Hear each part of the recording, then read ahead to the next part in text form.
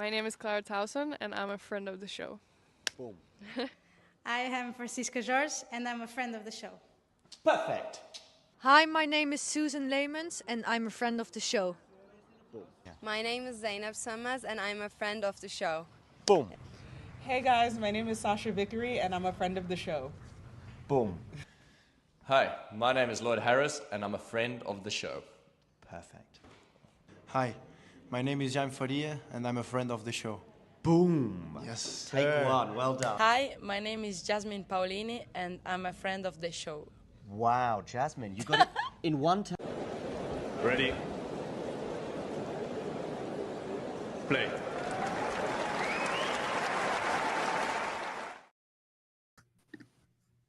Jaime Faria against Novak Djokovic. Match of the... No. Maybe Jaime Faria against Jaime Munar? Fergus? Couple old school bangers right there to kick us off. Yeah. When Jaime Faria won that second set against Novak, I was getting a little excited for the Portuguese's hopes, which were ultimately extinguished in 4 sets. But I don't think either of those two matches, as interesting as they were and intriguing as they were, will make even the long list, which we're going to be mulling over today. I was just saying to Brenner and Ferguson in particular, but to remind Vanch too, who've done these shows before in one way, shape or form, that it can be an arduous process, fun and disagreements. I would like to shorten this list this year to 3 on both sides of the tour. That is not definitive. We will probably establish that even in the coming hour or so. We may get to 5, 6 or 7 and just go, you know what, I can't get it any lower. I think we had 5 last year. We had 7 the year before on both sides. So we are getting fewer and fewer each year. But whether we'll get down to 3, I don't know. If we are locked as well on this list, we will then put it to the masses and have to unfortunately pay the result of what 1,000 people out there end up choosing, because they just go for their favorite player, you know. No, we will do that, and we have used that policy in the past if we need to, you know, split. I remember one year we had 3 matches, and it was just whichever one ends up being more popular amongst the 3 that we'll go for. I think we did it to some extent last year as well, and we may well lean on that. The other thing I want to explain to you guys in particular, but also to Vanch as well, is kind of how we're going to go through it. We sort of brainstormed on WhatsApp earlier what matches sort of came to mind, Sinner-Alcaraz aside, because obviously the French Open final and maybe 1 or 2 others as well will be on the short list, or on the long list, I should say. But what I think is the best way to do it is actually go through it chronologically, maybe even just with swings, if you like, because to be honest with you, off the top of my head, not too many spring to mind across all the tournaments in Australia, New Zealand and Hong Kong. So I think it might be a good way to, you know, and I might say to at the end or even at the beginning of each swing, so to speak, just say like, is there any match? And you might go, do you know what? There's not one single match, but I'll give a quick shout out to X match. And before you know it, X match, by the way, escalates into a contender for match of the year. So let's get going, shall we? Any final questions from either of any of you 3? I know you'd like to see more than 3 matches, and there might be. I'm not ruling it out. I can pretty say 3 to 5 anyway. Let's begin with that idea. And if the long list is 12, that's great. We then trim it and hopefully get to 3. And even if we still get to 6, then we'll figure it out. All right. Top of the mind is Zizou Bergs against Flavio Cobolli. There's an expression about bias and recency, I think, that springs to mind. But it did get very close. In fact, I think it got very close to my thumbnail, just because I like the shirt rip-off from Cobolli that Djokovic also did in his win over Musetti recently, and I thought that was quite nice. But in the end, I decided to I think I put Fonseca in there after he had an epic win in Argentina early this year. We will definitely mention Bergs and Cobolli, I'm sure. But there is an LOL in there, so I think they knew that they were being a little mischievous in terms of that recency I mentioned. Okay, let's go. Australian swing. When I say Australian swing to you, Vanch, and also we including New Zealand and Hong Kong, Is there a match that you say, listen, we've got to at least discuss this one? Or two? Yeah, there is actually. But it doesn't come from any of the lead-ups.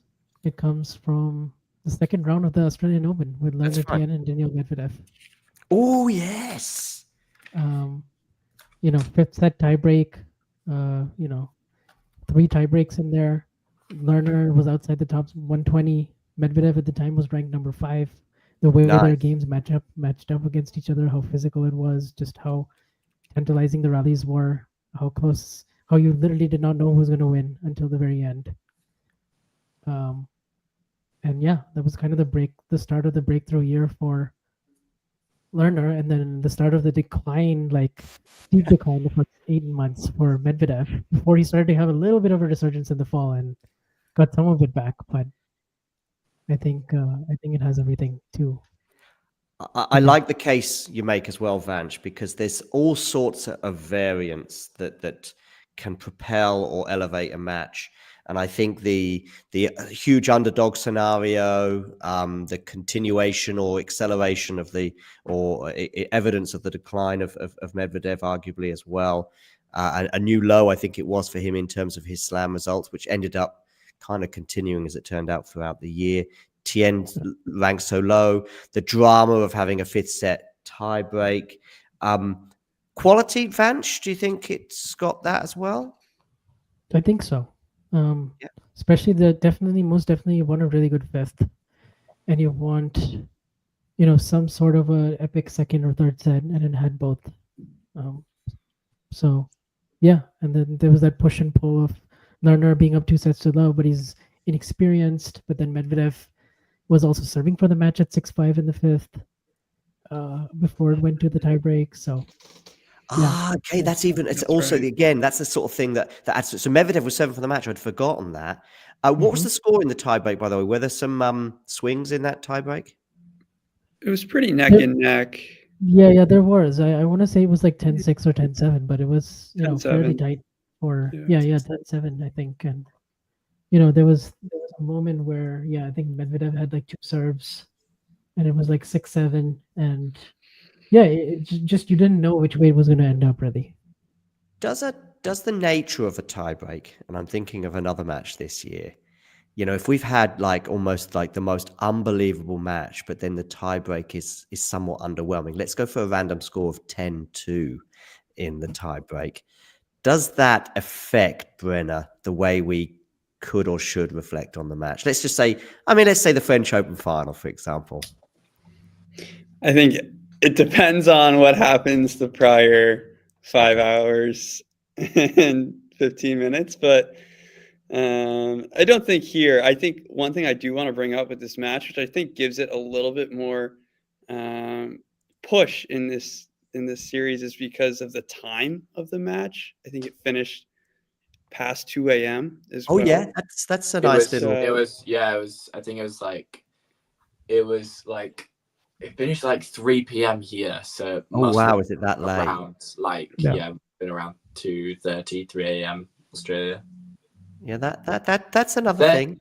They're known for that's the one thing about Australia, right? You're they don't have this thing of it's 2:30 in the morning. Let's call it for tomorrow. It's always... Wimbledon obviously has a hard finish at 11 p.m. right? Yeah, but you don't see it like the French. You don't see them slogging it out until 4 a.m. Do you? Or rarely. But it seems that every year in Australia we have that 2 matches that are this finished at 3 a.m. and the guy's got to rest and be back out on court in 16 hours. Yeah, could be if they. And it's so easy to forget that Lerner had a match point to finish it in straights. Did he? It was 6-3, 7-6, and then I think he was up in the tiebreak, and he had a match point. He was 9. Well, I think it was 6. Yeah, it was a 10-8 third set tiebreak win for Medvedev. And the second set was also a tiebreak. I mean, really, besides the 4th set, where Lerner's legs started to go away a little bit. Bearing in mind, he hadn't played a 5-setter in the first round. That was what I was going to say, Fergus, against Ugo Carabelli. So think about the difference between The those. switch between Caramelli to Medvedev is crazy. And he also had to come through qualifying at the time, I think, Lerner. So, yeah, I 'cause he like was very this. slow. So many elements to this match. I remember watching the latter stages of it, but I'd actually forgotten the fact that Also, Medvedev possibly was- the worst on-court interview I've ever seen afterwards. Yeah. But yeah. That's right. Why? What did Lerner say? That was, I guess it was just underwhelming, was it? Knowing Lerner, and he's just like, okay, I won a tennis match. No, nothing the about other Lerner. way. It was the interviewer. Oh, okay, it was the interviewer. What did the interviewer Yeah. say or do? I mean, this you should probably look it up later because it's like, it's basically just you know, he was just like, Lerner, I know where you live. Boom, gives them the mic, like, hey, you know, what did you think about the match? And he just took it in so many different directions. He's like, you know, Yeah. Okay, He was literally. I remember watching it. I was like, "What the hell is going on? What are we doing? What are we? This kid's just won a 5-setter in like 4 hours against the world number 5, and you're talking about the most random BS. Like it was really He had weird. 5 hours to prepare for it as well. In a way, yeah, I mean, I know you need to tweak it, obviously, depending on who wins and all sorts. But It's out there you writing do, questions. yeah. Honestly. Yeah. Oh well, I'll have to check that one out. I don't recall. I know where I was. Maybe you. I mean, I guess you guys may well have been at home, but I know I was in Mallorca watching that in a bar and the latter stages or a cafe. So I do remember that element to it. But listen, we may well end up revisiting this match and maybe even in much more depth if it ends up making the first 3 or 5. And to be honest with you, I right now you've got me. There's so many boxes it ticks. So many. The Medvedev serving for the match point that happened a couple of hours before, the 5th set tie break that doesn't have to have that in a 5-setter to be on the long or short list. The underdog, the outside the top 100. I mean, even the terrible interview afterwards, maybe that makes it. But yeah, I think it just. There's so many things that I think are significant when it comes to. Also, just given our theme of us doing a show last week of Lerner not being nominated in the awards, I feel like him having this match or at least having this, I think it'll change his. He won't care about the. No, he doesn't give a shit. But like, still, I made the top 5 or I made the top 9 matches because in the end we stretched it to 9. Yeah. Gosh. Yeah, I know. Right. All right. Tien Medvedev, unbelievable. Definitely needs to be on the long list. And I think it's a really strong contender for the short list. But then often we say that and then there's 12 others and you have to lose some. But what about any other matches, Fergus, from this part of the season? It can be the Australian Open, can be any match. I looked before this. And in the first round of the Australian Open, we had 25 setters. Just really? 20 in the first round, and then we had like 7 from rounds 2 to the final. Okay, wow. And none of them really stick out to me. Like the only one that I remember, because it was the first day, and I remember this year the schedule came out for the first day, and everyone went, "Ugh, this is horrid. No one wants to watch these matches on the first day," because I think the highlight was like Zverev versus Pui, and everyone was like, "Is this seriously what we're all like staying up for?" Or like, but I don't have anything else that like really sticks out to me apart from this isn't contender match of the year, but I just want to give it a little shout out for Nishikori Monteiro. Monteiro had 2 match points in the third. Nishikori saves both of them and then win to win it in straights, and then Nishikori comes back when he'd been back playing like not that long, just lost in the final in Hong Kong to Mola, and then somehow turned it around. Got absolutely clattered by Paul in the second round though, but that was a great match. I remember waking up and watching the end of that. That was great. But yeah, there were a lot of 5-setters, but none of them really stuck out. I mean, there is one that sticks out, but not necessarily enough for it to even make the long list. But it's going to get an honourable mention for me. And it's just this. Look, as soon as you said it, 5 sets, Australia. This is maybe the one of the matches that does come to mind more because of the escalation of Zhao being a thing. If 25 or 50% of the tennis world knew who Zhao Fonseca was before November last year, by January or end of January last year, most of the tennis world knew who he was, and he was always a name that would be looking out for the coming weeks. Of course, that began with winning the Next Gen final. This period, anyway, began with him winning the Next Gen finals. Then he wins a challenger on the eve of the Australian Open. He then wins all his qualifiers, I think, in straight sets. And then he beats Andrei Rublev, also in straight sets in the first round. And now it's like, wow, what is going on here? This breath of fresh air. And it did come to an end in a 5-set loss to Sonego. Do Vanch or Brenner, do you have any strong memories of this match, by the way? Yeah, I mean, I remember watching some of the, fourth and fifth sets here, and then obviously the storyline. This was like just the big breakout tournament for Sonego as far as this 2025 goes, because then he went on to, make the quarters, loses to Shelton, and then he hit a couple of really dazzling hot shots that were pretty special in the tournament. I remember. Yeah. Against but yeah, I think this was a match that like slowed down the hype a little bit for Joao because after the Rublev win, people were like, okay, yeah, he still needs to like sort of figure out how to win matches over 3 hours and win against different types of veterans and players that he's maybe like. I think some people just thought he was going to breeze through and win this one just because he beat Rublev, but I think it was a little bit of a small reality check before then he would go on and do other things during the year. But yeah, that's more what I remember it. How often do we see players get big wins and then they can't follow up in the next round?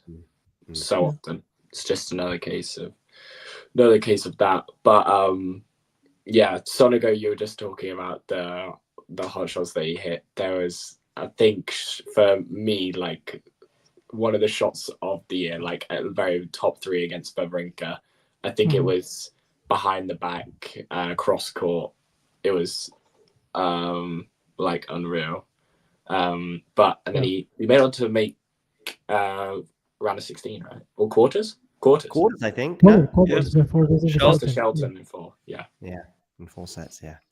Okay, Brenner, is there another match from this part of the year you want to give a shout out before we sort of do a little bit of Rotterdam and Middle East? No, nothing in particular. The honorable mention for Monfils, that tournament, that was impressive, beating Fritz. He was battling with Shelton, ended up retiring. I think we've only got therefore so far, and we're already into February, one sort of definite on the long list and potentially short list too, which is Tien against Medvedev. Brenner, what about this Rotterdam, Middle East part of the year? Maybe even you could throw in. Well, we'll just talk about those sort of 2 elements of the year. Yeah, I was looking at it. Nothing like extreme to me. Rotterdam was, nothing. Nothing. I mean, we had a great run to the semis, right, in Rotterdam for Bellucci. Thank you. Yeah. Yep.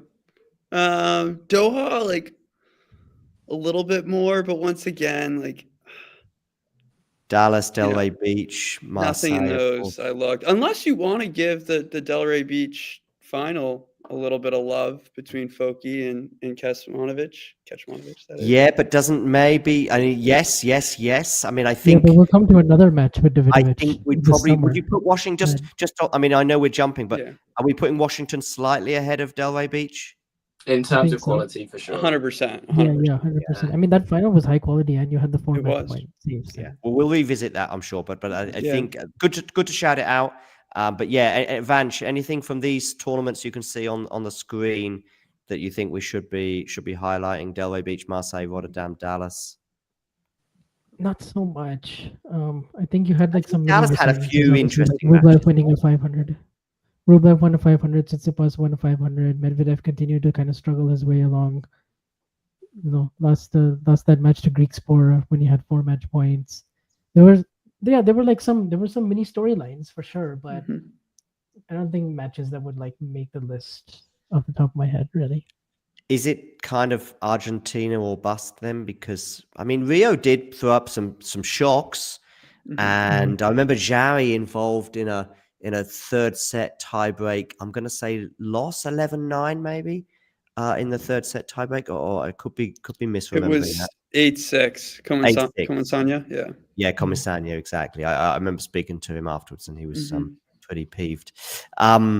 Yeah, so a lot of shocks. I wouldn't necessarily say the tennis was super high quality because there was withdrawal of Musetti on the eve of the tournament. This year there was no Alcaraz, unlike other years. We had I think it's fair to say, a half-hearted Zverev in town. So really, and then Fonseca goes out first round. I think we're probably looking at this month of February as in Argentina, right? And that's it. Is that okay, Vanch? What do you think? Yeah, I mean, really, I guess, if you just wanted to build a narrative, maybe you could throw in the match against Navone just as like, oh, he then went on to win the tournament, and then. I mean, Navone's the one. That's. I mean, basically, I'm thinking of Fonseca in Buenos Aires is the story of the month, and I'm thinking maybe Fonseca-Navone needs to be on the long list. Yeah, I mean, in terms of match quality, I don't think that match was like amazing, but in terms of just the narrative of him coming back, saving match points from a set down against a seasoned hardcore clay court player, and then, the final against Fran was impressive. The way he served for it twice, got broken, and then won the tiebreak. Yeah. Over Cerundolo in Argentina. Yeah, a home crowd, I think, is also a good narrative there. I was watching Juan Manuel Cerundolo at the exact same time as that final was reaching its conclusion. He was in qualifying against Jaime Faria in Rio, and the crowd erupted. And things were not going very well for Juan Manuel at this point. He was down, I think, a set and a break when the crowd is erupting there, and they're cheering, of course, the fact. So his brother, he knows, is in that final, and probably the biggest match and maybe more of Fran's career. And obviously, Juan Manuel's got a job to do himself. But funny enough, he came back to win it. And yet, a few days later, it's Faria who made the quarters, I think, in Rio, because he got in as a lucky loser. But that was a funny little moment in that scenario. But yeah, regarding Fonseca's run, I mean, it was pretty epic. Whether we can choose one match, I don't know. But beating Echeverri on home turf in straight sets in the first round, followed by another Argentinian in the form of Coria, but in 3 sets, having lost the first in the second, and then that epic comeback against Navone as well. And I think you're right, Van. You had to save a match point, didn't he, against Navone? Yeah, he did. But I don't think any of the matches in February, I don't think will probably end up in my short list or just. Fair enough. I'm okay with not putting Navone Fonseca on there because I'm pretty sure it won't come to the final 3 or 5. I'm pretty sure about that. Anything to add about this part of the season, Fergus, before we move on to March? Not in particular. Only thing I'd like to just briefly mention is the level that Chapo brought to Dallas. Yeah. It's worth it. Yeah. I think he was just incredible that week. Obviously beat Fritz and Rude. Great week for him. The backhand was just on fire.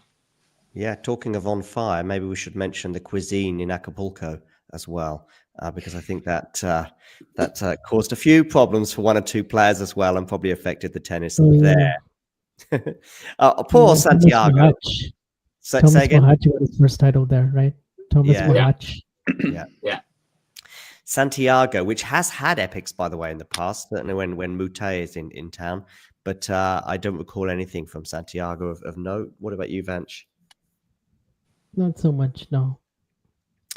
Okay, let's get into the Sunshine Double before we then just round off this part of the year, because then we've got the clay, of course. Indian Wells, standout matches. Well, you can say for me Indian Wells or Miami, actually, this Sunshine Double period of the year. Brenner, you were at Miami, weren't you, I think? And I was at Miami. Yep. I was there, yeah, too. We met, Brenner. That's what me and mentioned. Yeah. I guess we'll start with Indian Wells. This was mentioned in the chat. Fiz Medvedev, I think, is definitely worth noting. I think that's worth a mention, honestly, because you never see Medvedev celebrate the way he did. Yeah. He was just jumping for joy, and obviously he hadn't had a good year up until that point, and he was up in the third, then he was down in the third, then he had like the tiebreak was pretty like dramatic, right? Like he ended up winning it. It was like a 9-7 tiebreak, and he got it done on his like third match point, but you had like the agony of Fiz like smashing his racket, and then Medvedev just like jumping, like he he never celebrated this hard for any of his other big titles like he did in this match. He'll probably never celebrate like that again. It was just such a standout. In terms of quality, it was like okay. I think the third set is really what it's all about there, but I think the miss from Feast on match point kind of summed up the quality. Yeah, the volley was and pretty it was poor. tough to play in those conditions because it was super windy. Yeah, and in general, yeah, Indian Wells this year it did not deliver in many quality matches overall. I mean, we've got to this part of the year, and I don't really remember an amazing final. Maybe I'm doing a disservice to one of the finals. I mean, we had 3 sets in Rotterdam, but it still felt like Alcaraz was going to win that one. Tsitsipas beat, who did he beat in the final in that Middle East? Felix. Felix. Yeah. And who would have thought at that point it was going to be Felix who would go on and have the stellar year amongst those two? I thought that could have been a turning point for Steph, but it didn't turn out as a false dawn, really, if anything else. There's a little image February was kind of the month for like the 90s to have a little bit of a resurgence, the 90s gen. Okay, like, the players born in the 90s. Give a 500 to Chapo, give a 500 to Rublev, 500 to Steph, Felix. Felix maybe a sign would to come, but it was mostly about them, really, and less about Alcaraz, and Sinner wasn't even here. Yeah, of course, Sinner's ban had kicked in by now, and we wouldn't be seeing him again until Rome. Okay. Hold on, John, because Fergus is going to mention it, and I don't disagree, Fergus, because I think the first you're talking about Rublev Draper final. No, right? no, I don't. Okay. I don't think I wasn't going to mention that. I just think the first 2 sets were really good, but the third set was a complete drop off. I was actually going to mention how that 500 came out of absolutely nowhere, literally, and then Rublev disappeared for the rest of the year. Well, Stefanos too. Yeah, in a way. Yeah. As it's like Vanch perfectly sums it up. Like it seems like all of the 90s guys turned up for 1 week, and then subsequently all came together to disappear for the rest of the year. What about Miami, Fergus? I was actually just quickly going to shout out Monfils Dimitrov in India. Okay, someone's doing that in the chat actually as well. Yeah. That was. Are they? Hold on. There you go. Yeah. 3 hours, 2 tie breaks. 2 veterans kind of slugging it out. It was really cool. Great to watch. Indian Wells, like I saw Nick on the chat mention Draper Alcaraz, which I think Nick has so many great opinions, but I think that is a horror take. That match was. Yeah, there's a lot of wind as well in that match, wasn't there? I think. Two very one-sided sets, right? Yeah. Draper winning the first, and then Alcaraz winning 6-0. Quality was like patches. It was good, but the quality was. Yeah. Alcaraz he said afterwards that he was just nervous, that he got really nervous. Yeah, he did. Yeah, and he does say that from time to time. It's a frank thing for him to come out with. But in terms of Miami, the Fritz Mensik, just a really entertaining match was the Watanuki Tiafoe match. Indian Wells, right? Yeah. Yeah, where Watanuki asked for the Pepsi. Yes, that was cool. But I actually think the Miami final was the best final so far to that point of the year. To that point, yes. Yeah, because the Indian Wells final was complete letdown. Runa did not turn up whatsoever. Yeah, I mean it was two tie breaks, wasn't it? But that you're right, it was a fun watch. The Miami. Also, shout out to Berrettini because Fritz Berrettini quarterfinal. That was also a good one. But I think the Menchik one with the 2 tie breaks and the drama of who was going to take on Djokovic in the final. Yeah. What about Tien against Fonseca? I remember enjoying that one a lot. Yeah, it was enjoyable for sure. And the crowd was like 99% for Fonseca, even though it was in the US. But of course, you would expect because Miami is South American Brazilian hub basically. Yeah. But yeah. Fonseca Dimonor. Again, that was a great one. Yeah. Yeah. No, I was there. Rio. I was at both, on his story, he put like the Rio Open, or he's yeah. Yeah. That was funny. Yeah.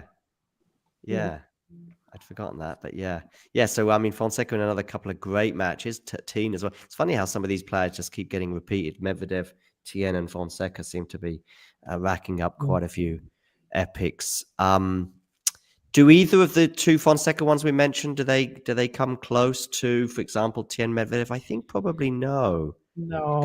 Tien Medvedev is kind of like a bar at the moment, I think, that we need I do think that's low-key was the best rivalry on the ATP after Sinner-Alcaraz this year. Even though they played 3 times, but like all 3 were very compelling. And which rivalry, sorry? Tien Medvedev? The Tien Medvedev. The golden trio, Norrie, Medvedev, and Tien. Yeah, and Mute, I guess, too, now. But yeah. I think a sleeper in Miami, I don't even know if you guys would have watched it, but I was there, and it was a good atmosphere. Munar Monfils ends up going 3. Oh, yeah. Let's see the duration on this. But anyway, 7-5, and then, 2 hours, 40 minutes. Ended in a tiebreak. Monfils had the crowd going crazy. It was fun. Yeah. Also, the atmosphere, Brenner, remember which we watched live for Shelton and Coleman Wong. Yeah. Yes, that's right. That's right. The Yala and Coleman, going on a run at the same time and everything.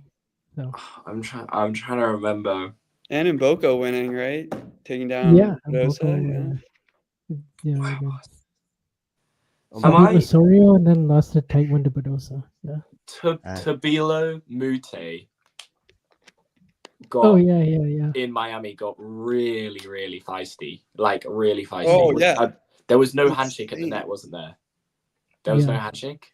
And like Tabilo was like completely running down the clock. Like even though like it's not how it works in tennis. Well, I can see a handshake. Is this the right year? Unless I'm getting deceived by a photo. It looks like Miami. Maybe there was a tiebreak. Maybe there was a handshake, but it looks big stir.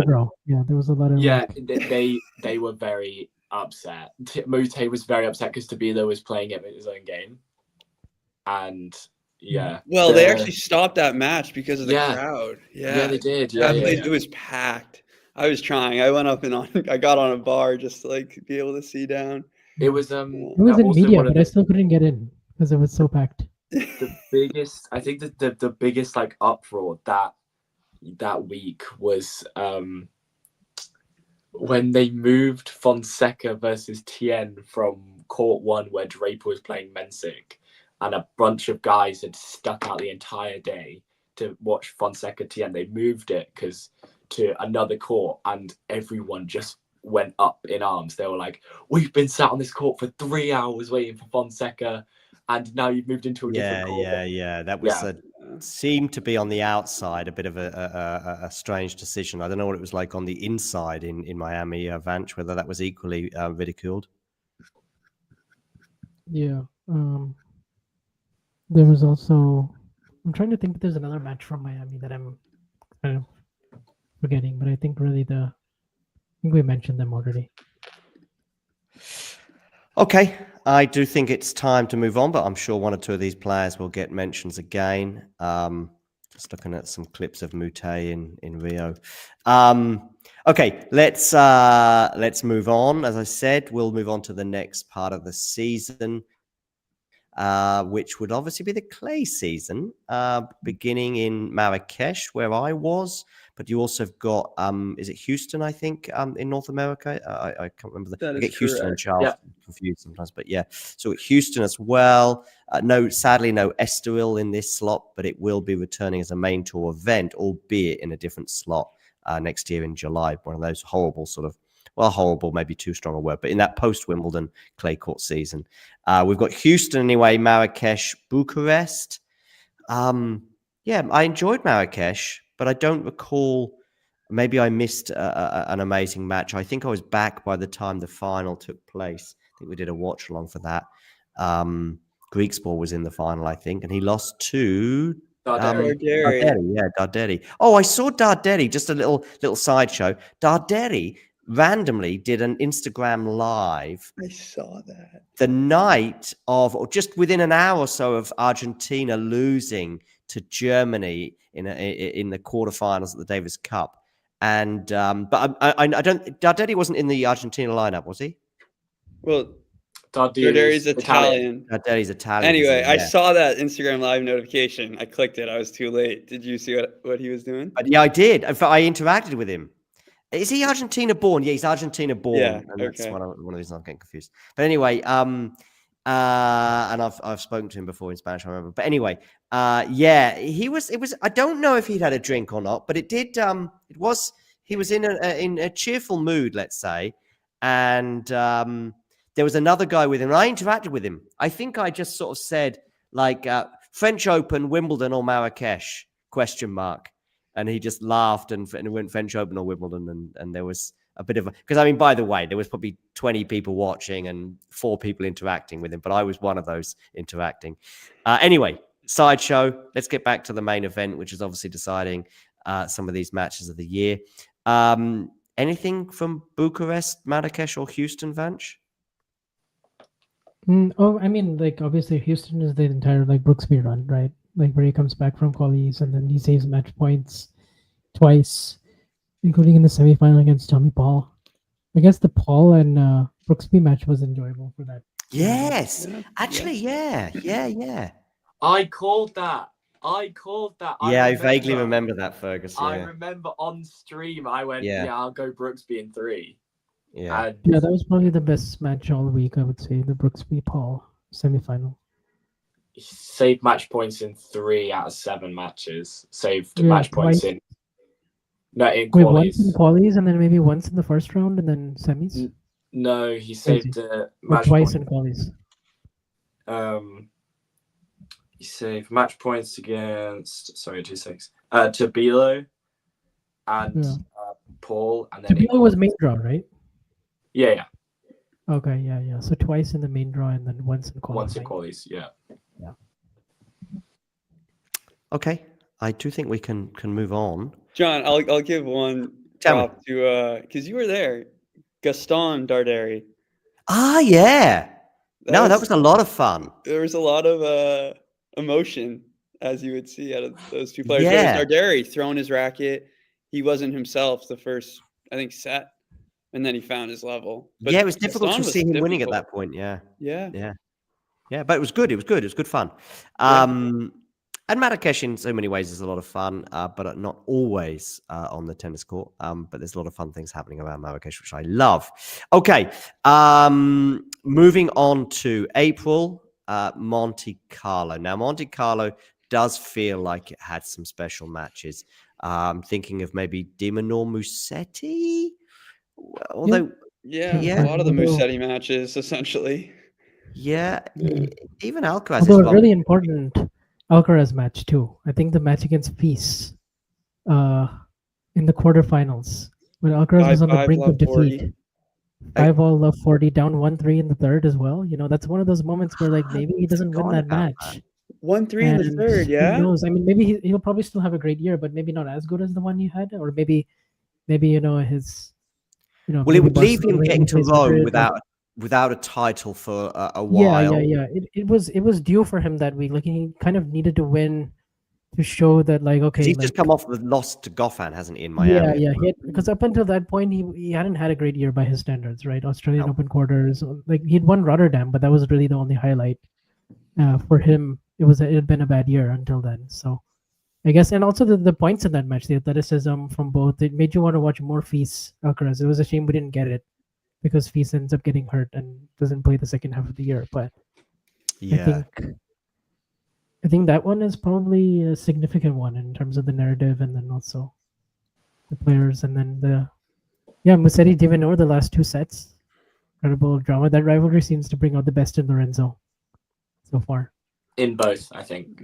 In Turin and this 2 like standout wins for Lorenzo this year. And they both play well against each other. I really feel as though Monte Carlo delivered pretty well. Maybe it doesn't necessarily have a guaranteed contender for match of the year, but so many good, solid ones that were a lot of fun. Berrettini Zverev. Yes. Yeah. The 48 shot rally. Yes. Good memory. Zverev hitting the most passive forehands of all time. And then a Berrettini backhand winner. Like Yes. something. Yeah. You're like, guys, what's going on? Yeah, I remember this. I remember watching it and thinking, yes, it's been wild, it's been crazy, blah blah blah. Zverev is, but I still was sure that Zverev was going to win.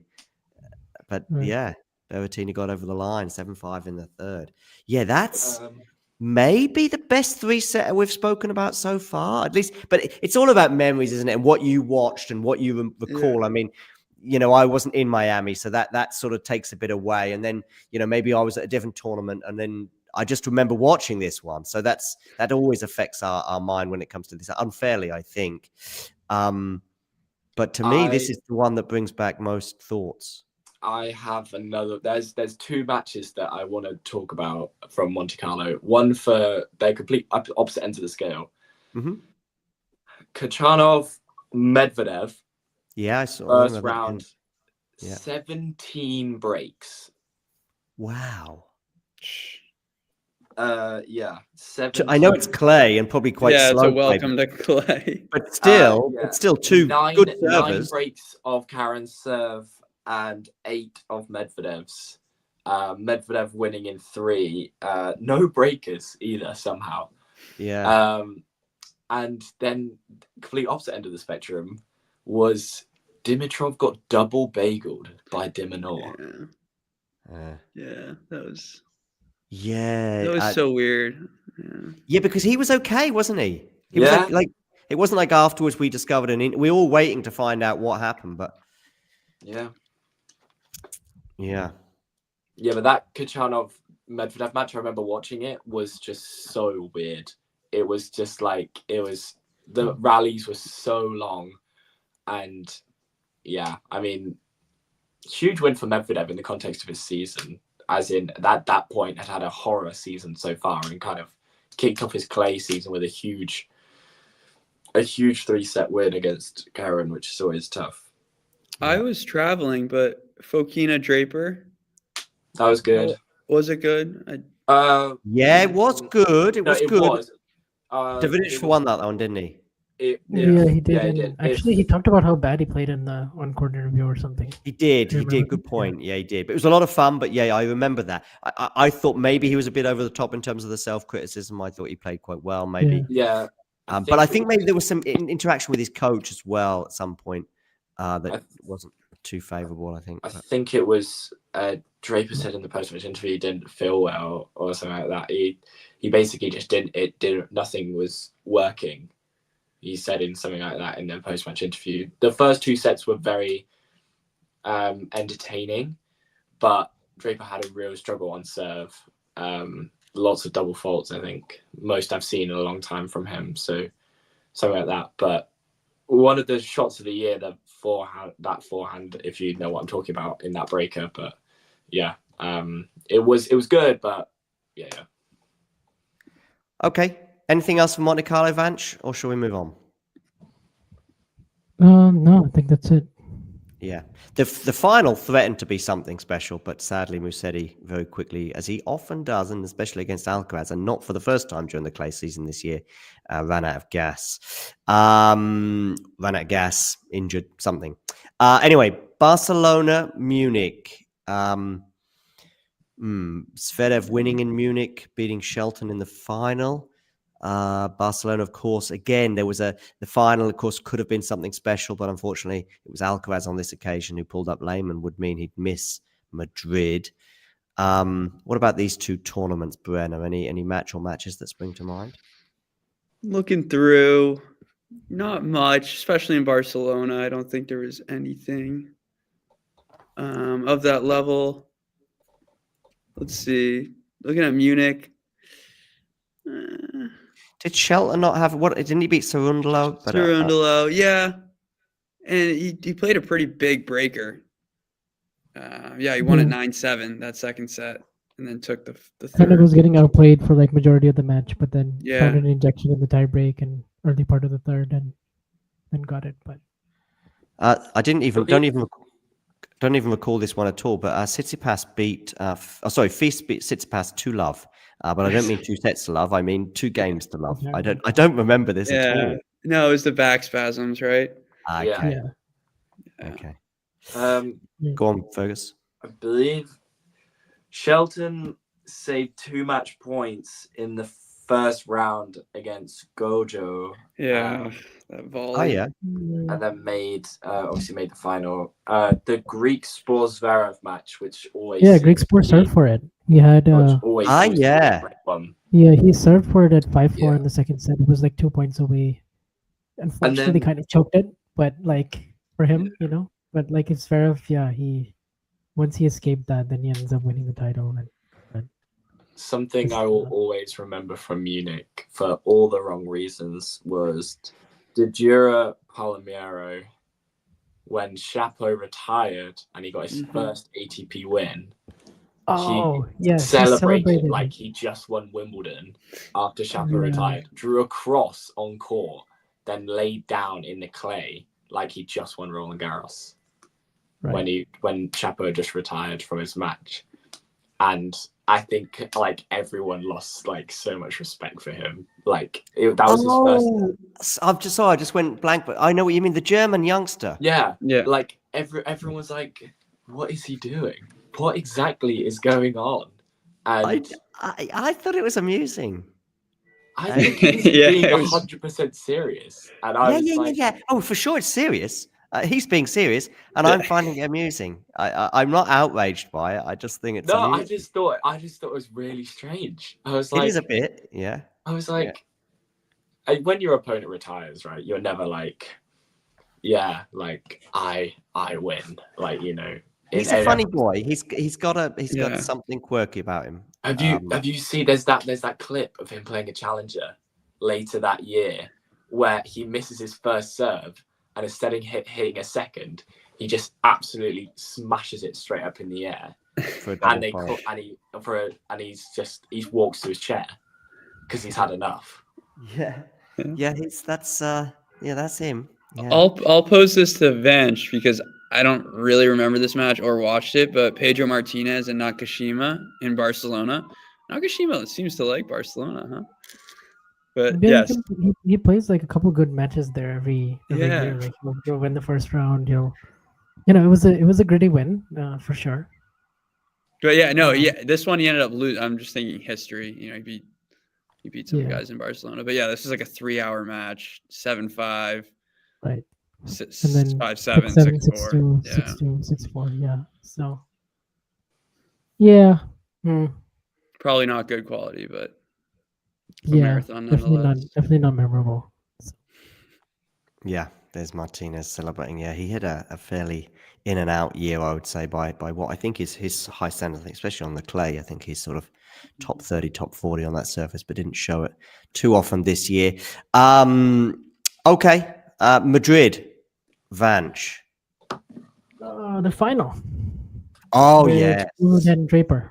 I think so far, by this point, this is the best final we've had.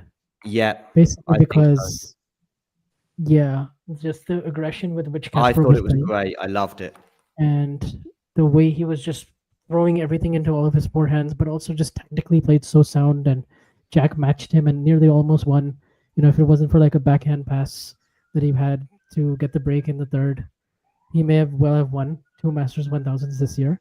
Yeah. But Ruud was awesome. That's some of the best tennis I've seen him play. And and who would have thought it was very high. It was super enjoyable. Tactically, you thought you were very curious to see how it would pan out. And one cross court really favored Draper, one didn't. And it was interesting to see who would win in the absence of Alcaraz and Sinner. Who would have thought that Ruud's big title, and it may end up being the biggest, would come in Madrid? I just think that's the one that you would least. I mean, wasn't there a time when he never not win a 500 for a long time in his career as well, Vanch? Or he was always called the sort of 250 king. He's only ever won one 500, and that was year he beat Steph Barcelona. Barcelona, yeah, and he had not won. Yeah, and he just lost to Steph, hadn't he, a week before in Monte Carlo or something. But yeah, he finally gets that 500 now, gets the 1000. So it's just over a year. But Barcelona makes sense. Monte Carlo as well. French Open runs to the final there in the past. Rome as well would make sense. But I would have thought that Madrid wouldn't. But then draws can happen, opens up, and Alcaraz and Sinner, of course, absent. And there we go. Draper, by the way, being in the final did make sense. How he was playing at the time, the extra pop he gets on serve in the altitude there in Madrid, and I don't know where his clay court career will end up going, but I expect him maybe to get into one or two more Madrid finals in the future. But yeah, I think best final of the year so far, and very much in the conversation for best three-setter even so far. Again, I think being a final can elevate things, etc. Brenner? Not convinced.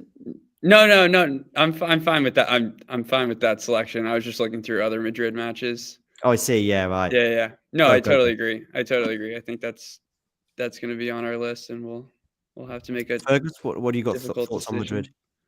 Yeah, this final was great to watch. Obviously painful from a British perspective, but the way that I remember specifically, Casper played so well tactically. He had one return that completely stumped Draper. It was like a lob backhand return that just completely threw Draper off. And that was to get the break back in the first. No, it was set point in the first. And after Draper was a breakup as well, it completely stumped him. And it was so tactically sound from Casper. And then obviously turned into a really, really good final. I felt, and again, feelings can be deceptive, but I felt, Vanch, that it wasn't. It still could have had another twist back towards Draper at the end. I wasn't convinced of Ruud getting over the line. So I'm really impressed by the way Casper served that match out, because his forehand was just on fire in the last game. Otherwise, Draper was well in it. Even when he was down a break and stuff, I did kind of sense like, okay, like we could have a third set tie break. Like he could break back. He could. Yeah. It was one of those, and the end of the first set was very key for Ruud. But yeah, and it was just a good match. Like it was high quality from both. The one I want to point out, which I thought was actually of a really high standard, was Diallo Dimitrov. Obviously, kind of a big moment for Diallo. Was a lucky loser. Ended up making the quarters. Beat Dimitrov 5-7, 7-6, 6-4. Saved a match point, I believe. I'm just double checking that now. You saved 3 match points. Was just serving absolutely huge that week. I remember absolutely massive. But yeah, conditions are going to be good for Gabe in that altitude. And he was feasting off lucky losers during that stretch. stretch. But yeah, he impressed me on the clay. I did not see that coming from him. Similar to like Shelton, I think his development's going to be impressive. Okay, let's move on to the pre-Roland Garros tournaments. Of course, none bigger than Rome, the 1000 there, but also Hamburg and Geneva. There's 1 or 2 standout matches in Geneva, and they're involved a senior player on the tour. Maybe we'll come to that shortly. Rome, this was, of course, the return of Sinner, who breezed to the final before coming unstuck in straight sets against Alcaraz, albeit that the first set was super, super tight until Servebot Alcaraz turned up in the tie break and maybe stayed with us for the rest of the year in many respects, especially at the US Open. Any other matches in Rome? I feel as though there was one that finished late at night with Tommy Paul. Paul Sinner semi-final. Paul took the first Sinner, set. yeah. I mean, that was a weird one, though, wasn't it? Paul won the first set. Okay. Oh, yeah. So he didn't. He dropped the set in the semis, didn't he, Sinner? But it was just super weird, no? Yeah.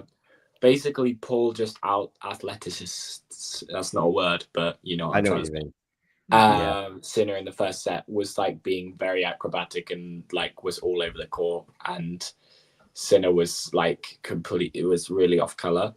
And then Sinner bageled Paul, and then like as soon as it was there, like yeah.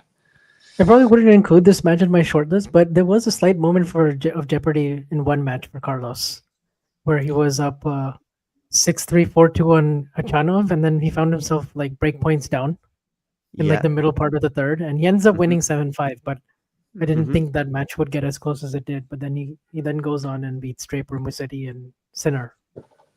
His performance against Draper was a match I was at, and it was very, very, very impressive. Alcaraz. I mean, there's probably one or two other highlights from the year from his clay court season, but in Rome, the Alcaraz performance I thought against Draper was. I think he went down a break at the beginning, and then he just played some of the best. It was 2-1 in the first, or maybe even 3-1 in the first. Yeah. But it was the way that Carlos played break points, just unreal, like unplayable. Like Draper would actually make the return, feel as though he was in the rally, and then Alcaraz just completely took it out of his hands. Like nothing he can do. Yeah, I remember that well. Anything else from Munich, Rome? Give me a shout before we just get to Geneva, and I think we should touch on one or two matches there before we get to Roland Garros. Mute Runa in Rome. Oh, yes. Yeah, I did. Yeah. What a shout. Absolute marathon 7-5, 5-7, 7-6. Some cramping, from Holger. Yeah, true. That's exactly what it was. Yep. I mean, it does have a lot of ingredients, even before the match gets underway. It does, if you're there, I mean, it's on Pietrangeli, but if you're there, you're probably circling that one. That's just going to be that just has a huge hot mess. Yeah.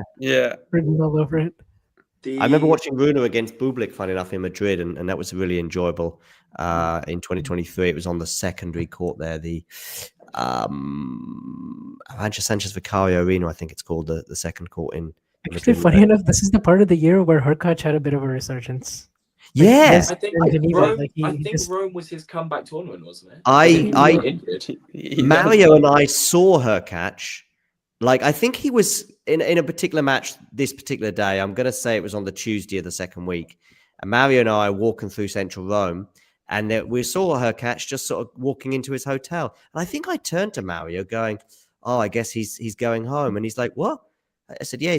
He said, "Oh, he won today." I don't know if he was losing the particular match that day, he beat Lenchik. Maybe Maybe I was just sure he was going to lose, and I just assumed it. And it's only later on that day that having seen him, and he looked, well, you could never, he's unscrupulous in the way he looks. You never know. I mean, he could have been high on whatever that day or low on something else, and you wouldn't really know the difference. But I just thought, oh, that's him done now. And he's like, no, he won today. I was like, oh, okay. Yeah, so, that was a great match. 7-6, 4-6, 7-6.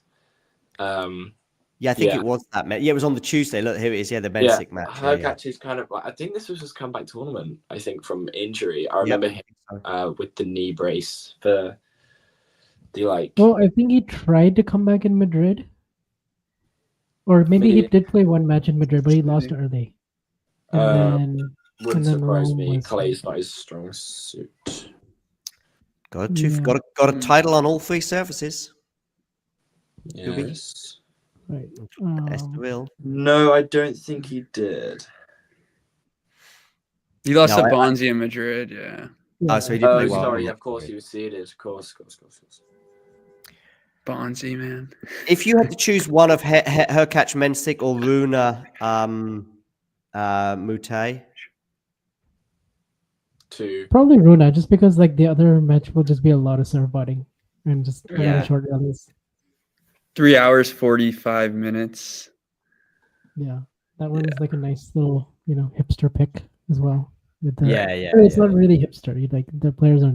Yes, it's getting that way. I like it. Yeah, Runa's probably a little bit too fashionable to be hipster, but it's in that direction. But it's the kind of match that true tennis fans would watch. Yes, agree. Is Hurkacz the most dangerous unseeded player going into the AO? Not after his performance last year, but yes.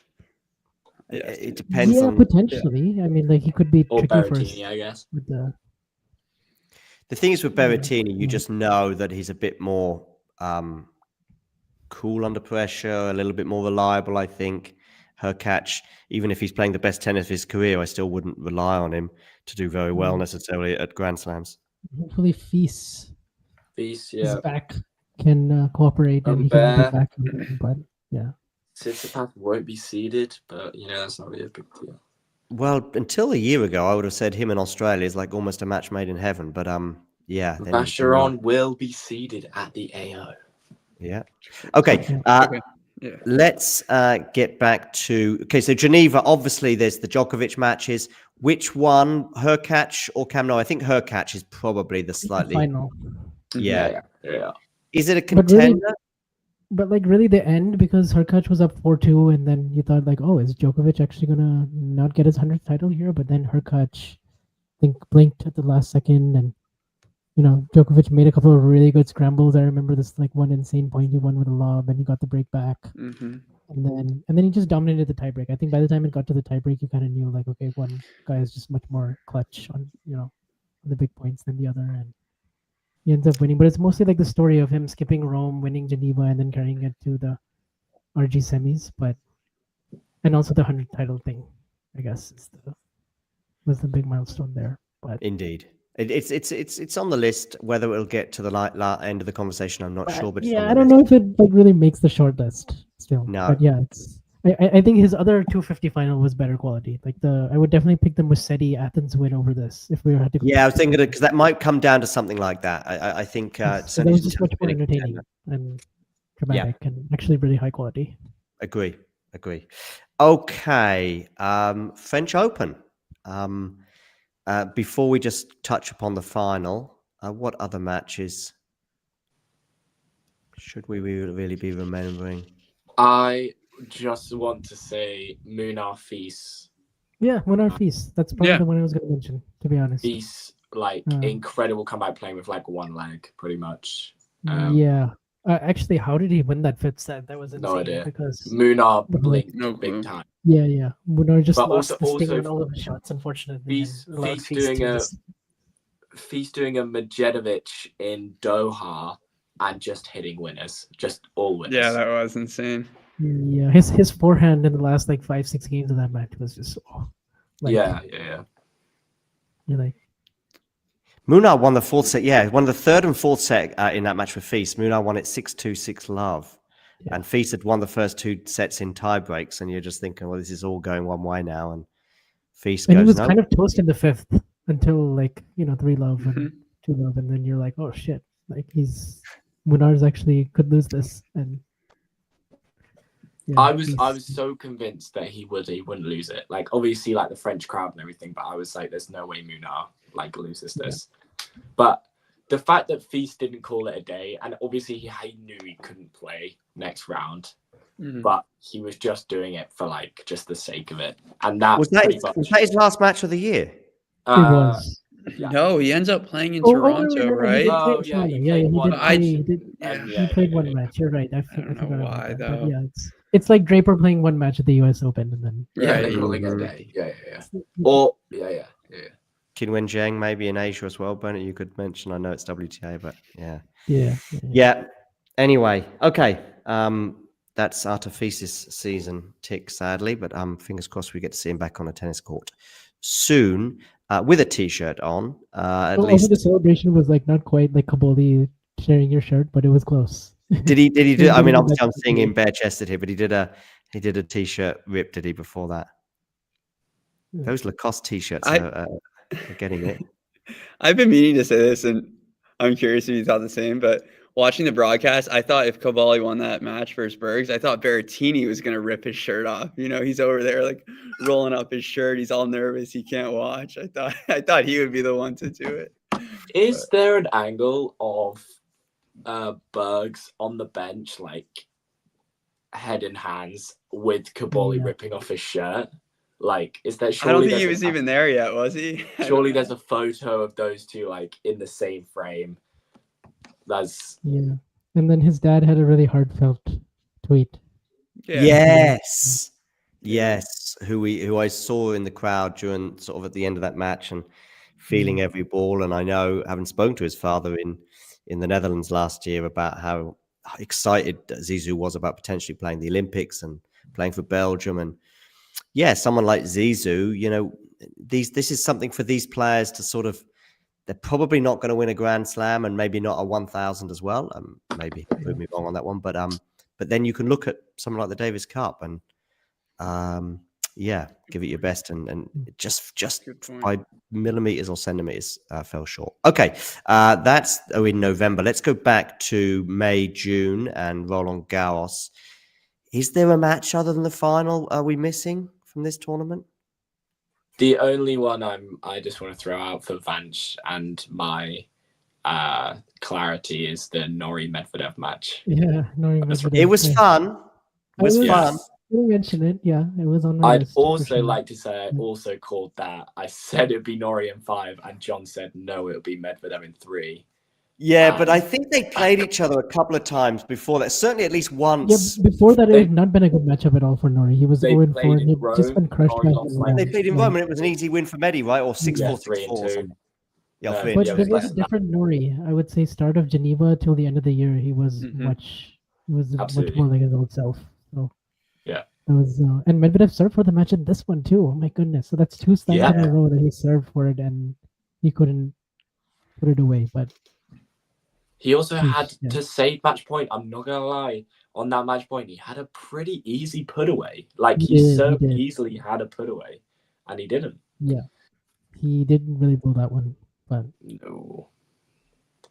Are we looking at kind of what are the 2 best matches? Do you think we've mentioned so far? I've got Tien Medvedev. I think Tien Medvedev is second so far. Like it just or of all the matches we've mentioned, because we haven't mentioned the final of the French Open yet. But is it? Yeah, it's there. Is Ruud Draper as well very much a contender from Madrid? Best 3-setter of the year. Probably, yeah. I think of the 3-set matches, I would mention it. Yeah, for sure. Yeah. I mean, I've kind of got 2 matches so far circled, and those are the 2 I've got: Tien and Medvedev, Ruud and Draper, and the other ones all feel really amazing, but just go on. Is there a 5-setter? I think no, not a 5-setter. I still think the Alcaraz Fees match in Monte Carlo. Alcaraz Fees in Monte Carlo would also be a good one. Yeah. Yeah, I think that's like maybe the 3rd. Okay. Yeah. On our list. I'm not including Roland Garros final. Yeah. Yeah. Well, we're going to touch on it, but actually we're not going to really dwell on it. And there's several reasons for it. One is the French Open final is just so clearly on the short list of probably one for matches of the year. I don't think I'm giving anything away by saying that. Secondly, I think there's 3, 4, 5 talking tennis videos already out there over the last 5 months, 6 months or so, which have really gone in that final at every single angle, even angles that maybe Alcaraz and Sinner themselves couldn't produce. Do you like that little? Do you think it was good, Fergus, about angles there? It's good. Anyway, so yeah, I think we've done it so much, and of course we're going to be doing it again. So we've got one more episode which will be dedicated to that match, forensically, I'm sure. So unless there's something that you just think has never been mentioned about that final, and I think there still are things that haven't been mentioned, is there anything that hasn't been mentioned about that final that needs to be said right now? Because there's 2 or 3 points that just, and you could probably keep going with this. But don't forget that if you watch that first set again, you'll see this point, and you know you could keep doing that. But there's even some points at other moments, like 30 all, I think, when Alcaraz is serving to stay in the match at 5-6. Is it 30 all or maybe 40-15? But anyway, there's also one of those. I think I watched that match in like 4 or 5 different locations. Yeah, same. That's the only other angle I have for you. I'm just astounded that the 3rd longest slam final of all time? 3rd? 2nd? I mean, first is Djokovic Nadal, I guess, 2012. Nadal in 12, and yeah, how neither of them actually looked that tired. Like, Sinner-Alcaraz. Neither of them actually will look like they will cook. Like, obviously, the post-match, like this trophy ceremony, Djokovic Nadal, like they both are like cramping so bad, like seizing out their knee chairs, and like these two, like Alcaraz looks like he actually hasn't been sweating. Like And I was actually in France that day. I can Mhm. tell you, it was absolutely roasting hot. It was like 34. Like, yeah. Good point. That's a nice thing to add because I don't think that has been brought up before. Okay, let's move on to the grass, as Dan Evans once said. Right, Stuttgart, Hertogenbosch, London, and Halle. I say London, of course, Queens, but we will be returning to London as well for the Wimbledon tournament, and Mallorca as well, and Eastbourne. So all of these non-slam grass court tournaments. What match or matches spring to mind, Brenna? I checked off Stuttgart. I checked off Hertogenbosch. And then I came across London. And I thought I was going to check that off too until I laid my eyes on Mute Fritz. If you remember, there was some fun action in that one. And it was also like, I mean, credit Mute, really career year. But, I mean, the guy can play on any surface, probably brick if he had to, you know? But yeah, that was awesome to see him overcome Fritz, and definitely but he was serving for it maybe, and then he failed. He got the break back and ended up serving it out. Yeah. And an epic tie break in the second. So yeah, no, it's good. It's a good shout out. I'd forgotten this match. And yeah, Mute, of course. Yeah, he is a bit of an all-court guy. I mean, I probably would put clay first, Vanch, for him, but yeah, clay and then grass and then hard, I guess. But the I think that's also partly because on grass, for example, maybe, you know, I think grass is probably even more so than clay. There's one or two less opponents to worry about that can otherwise be there, especially on hard. Anyway, yeah, okay, good shout out, and maybe we'll be revisiting this match again. Anything else from this spell, Vanch? This spell of grass court tournament between Queens and Halle. I mean, I guess again maybe Alcaraz and Munar, just because Munar played a really good match here against Carlos in Queens. He was up, he was close to winning it, and Alcaraz had match points to win 6-4, 7-6, but then he found himself down 2-4 and in danger of going down 2-5. And obviously, you know, this could have been one of those matches that if Alcaraz had lost, it might have just been like, okay, you know, he won RG, like, you know, it would have been, there wouldn't have been alarm bells or anything, but it's just from a Munar perspective, it just like to see how well he could play now on all surfaces. And actually, clay was his worst surface this year. He improved so much on hard and grass, and just in general, his mentality and his approach to playing really offensive. We saw it even at the Davis Cup. How he just took apart Yuri Lehechka, and he almost won that match against Cobolli, but he made a real progression this year, Jaume Munar. And so this match really showed it. Even though it was a loss, he really showed he can compete with the very best. Go, Fergus. I was literally just about to copy Vanch and say that like this year has been another career year for Munar. He's really like produced a level on all surfaces, especially indoor hardcourt, which a level I didn't think he was necessarily capable of. You know, a bit more aggressive in that Dallas run. I was going to say it started in Dallas. That win against playing Shelton so much more offensive, serving and volleying at times, like just the accuracy on the serve, the way he's just going after the first shot a lot more. He used to just stand 10 feet behind the baseline and just kind of counterpunch and try to outgrind a lot of guys, and that would really only work in like clay 250s. But he had a clear ceiling, and he just like broke through in a huge way. So there's a match from Halle that I'm going to touch on. I think from memory it was pretty serve dominated, and of course I'm looking at the scoreline now. It was Fonseca and Cobolli. Yeah, that was a good match in Halle. 7-5 Fonseca wins that first set, then loses the next set 7-6, and the third set was 10-8 in the tiebreak. And I remember this moment when Fonseca's on the deck, having lost his hat as well, at the crucial point or points in that final set tiebreak. It's 8-all, and he's on the deck having lost that point, and then Cobolli sees it out 10-8. But it was just very I know grass can often be like this, but it was just a bit too maybe serve dominated. But it was a lot of fun because I was very keen to see how Fonseca would do on the grass. I had a feeling that he'd be okay on this surface, and I think he sort of proved that at Wimbledon to some extent before losing to Jarry in 4 sets. And I think yeah, he's going to have a few deep runs at Wimbledon in his career. I'm pretty sure of that. So yeah, that one springs to mind. I don't think it's probably quite as exciting as some of the other matches we've touched on, but it was still very, very intriguing, fascinating, and to some extent exciting. Okay, Wimbledon. Anything else you want to say? Anyone shout out now before we get to Wimbledon? Just to shout out for how entertaining both the Halle semi-finals were. Bublik, Kachanov both went, and Medvedev, Zverev. I seem to remember a crazy set point save by Medvedev in Halle somewhere. I actually kind of enjoyed the Medvedev. I enjoyed this Medvedev Zverev match more than Paris. Yeah, even though I think Paris will get a lot more shouts. Yeah, because it's more recent. But yeah, nothing. This was actually better. Cool. All right, Wimbledon. Brenner, tell me something. Wimbledon. I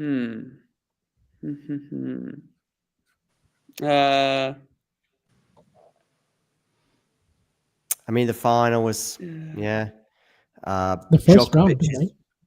First what do you mean? GMP and GMP Fritz? Fritz, yeah. Fair, yeah. That was quite entertaining. Yeah. You know? I mean, I think it was a lot of. I know what you're going to say, Fergus, in terms of it just being obviously GMP serve bombs and all that. Just like anyone but GMP. Like, yeah, but you know, like from a Fritz perspective, he had just come in winning 2 titles. He was down 5-1 in the 4th set tiebreaker. I think he's toast. Like, there's no way he's going to come back. And like he did, the fact that he just wins that, and then he had to sit on it the next day, and then play the 5th. And I think at one point Fritz was playing every day for like 6 days in a row. He played 3 rounds. He did. And Yeah. He just, that was 0 break points created. Yeah, it was all about the tie breaks. Like you could skip everything else and just watch the tie breaks. Yet to create a break point from Roland Garros, Wimbledon, and US Open. GMP. Yeah. He's about as big of a surfboard as you'll ever see. He got the same number of break point opportunities as me across those. 0. Yeah, in the last 3 slams. Let's hope he's got to be the worst returner in the top 100. This is no one else, I think, who even comes close. They were talking, like, I can't remember who this was, but they were like, who is a worse returner, Riley Opelka or GMP? GMP. Yeah, has to be GMP every single day. Yeah. So he was Humbert. Go ahead. He was 5-1 down in which tiebreak? It was the 4th set tiebreak. He's one more, and GMP never got a match point, so he wins the next 6 in a row, does he? Or yeah, he wins. He wins at 7-5, I think. It was a double mini break. Yeah. Okay, Brenner, go on. You're going to say some other matches. No, I was going to be honest with you. It's not really ringing a bell, but it was a 5-setter. Monfils came back. I'm just curious if it rings any bells for you guys. Doesn't know. In terms of yeah. I don't think I watched a ton of it, but yeah. I remember turning on the last like half an hour. Like Monfils just had the crowd completely wrapped around his finger, and like Umbero kind of disappeared in this portion of the year. Like he kind of, I think. Well, I like to say he kind of likes it. That's right. Yeah, the right hand. In the clay season, like he fell playing Fernley in the Roland Garros, and then never really looked the same, I guess. Humbert should be winning that, really. But I guess we'll honor James in saying Jarry Norrie. Yeah. Yes. Yeah, that was the best fourth round match for sure. Or maybe the best match before the final. I mean, Jarry, by the way, beating Rune in 5 sets. I'm not putting this as a contender because Rune, I think, was physically compromised as the match wore on. But was it 5 sets or 4 sets? I think it was 5. I think he's down 2 sets to love to Rune. It was a great match to watch, but I still now, think that Rune's compromised. But I also saw Jarry's level in that match, and I thought, okay, he's close to his best, having been anywhere but, I would say, for large parts of the previous 12 months. Having got to the Rome final, we all know about the drop off in the rankings. But had to come through qualifying. Had to come through qualifying at Wimbledon, did he? Yep.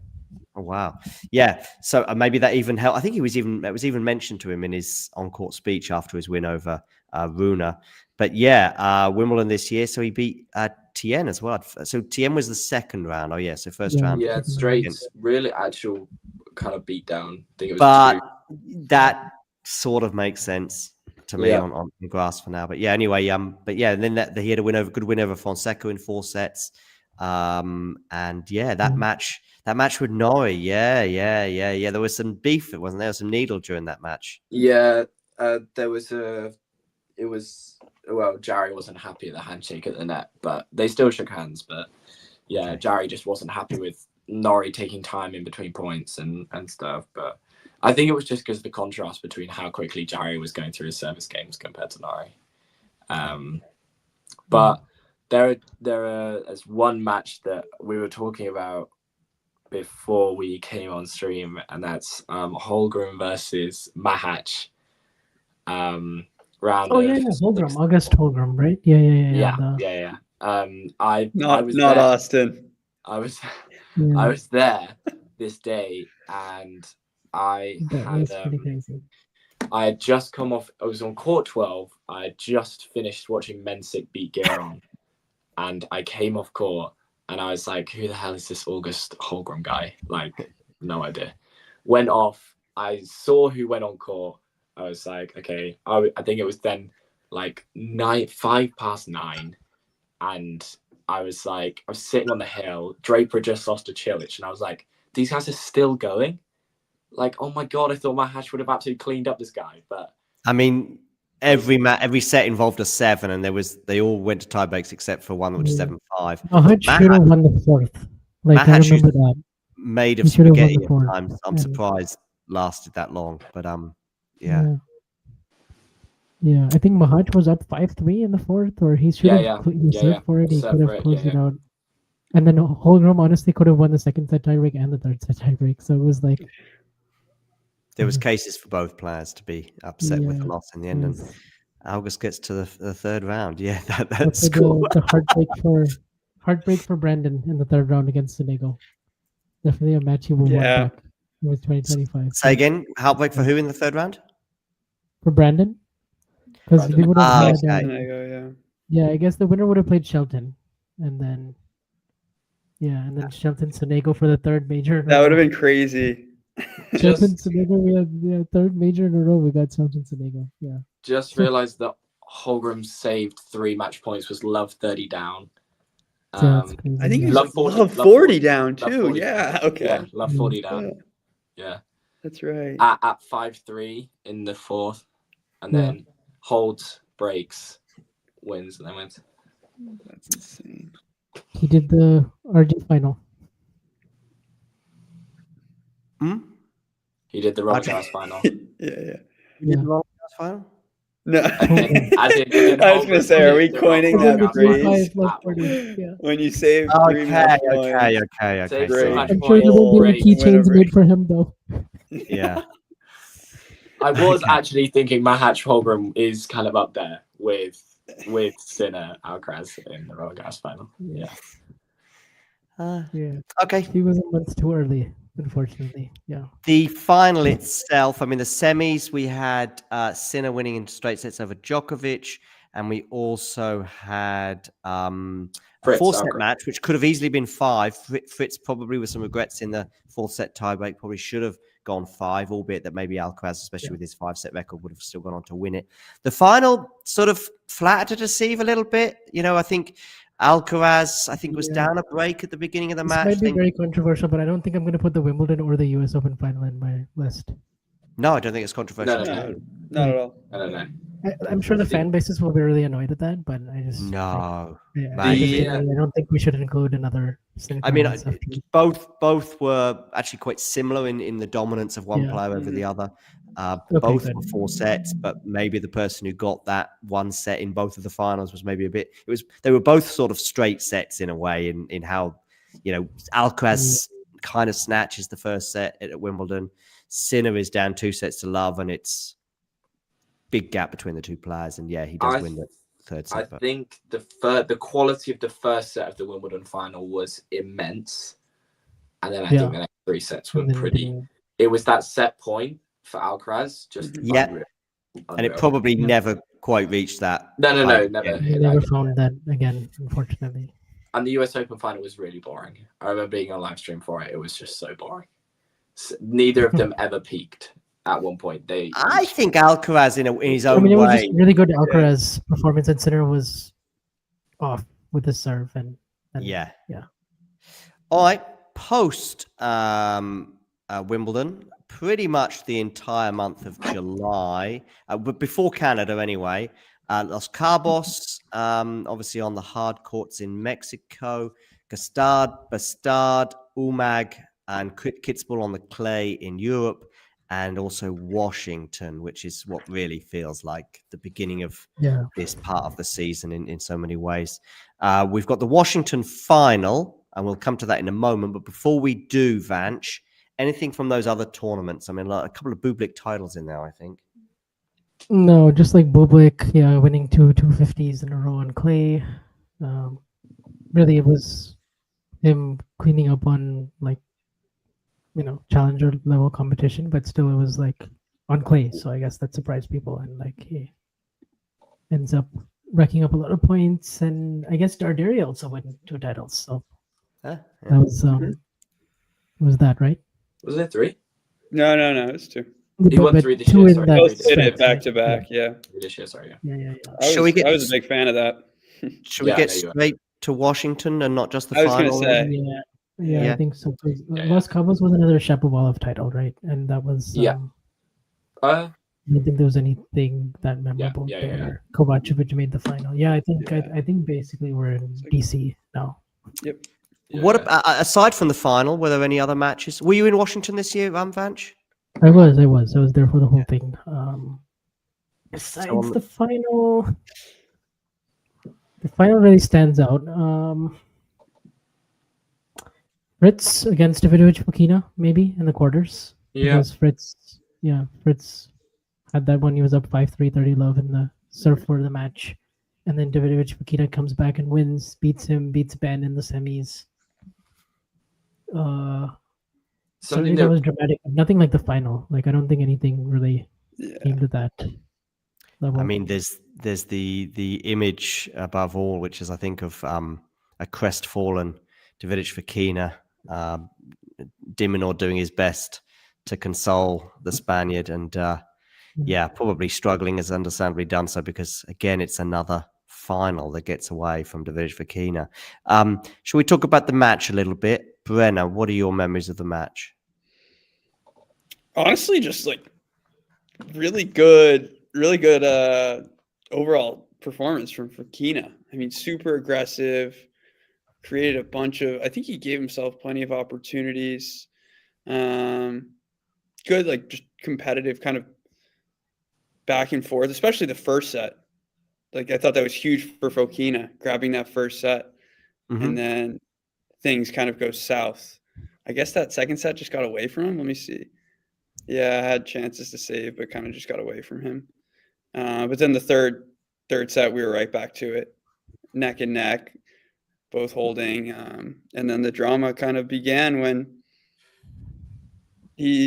Fokina had match points. Yeah, right. Take it over, Vanch, and then we'll come to Fergus on this one before we move on. Yeah, I mean, the first set was just really good pure ball striking, really good defending, both excellent movers. So you had this combination of Davidovich-Fokina just at this point, I think, playing without the nerves and just playing freely, really going out to try to win it. But then De Minaur stepped up, and Davidovich-Fokina kind of fell off. So you were a little worried that the third wouldn't be as competitive as it would be. But then, I would say midway, from 3-all, 4-all, it started to get really real for Davidovich in terms of because he started serving first, he just kept up that scoreboard pressure. And so he found himself having 4 match points, or actually 3, but the third match point is really the first 2, De Minaur just played incredible points. There's really nothing Davidovich could have done.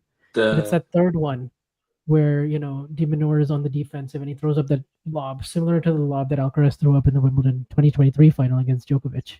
Yeah. And he lets it bounce, and then the rally just sort of restarts. And actually, he didn't he still maintained good aggression overall, but he just ended up losing that point. And that was one area where you thought, like, okay, he could have maybe taken it out of the air, or done a little bit more when he had the smash. But overall, like, I can't really fault him too much, because the quality was still insane afterwards. Like, he still got it to a final set tiebreak, ends up losing it 7-4, but a couple of the last final points, De Minaur was just a little bit too good.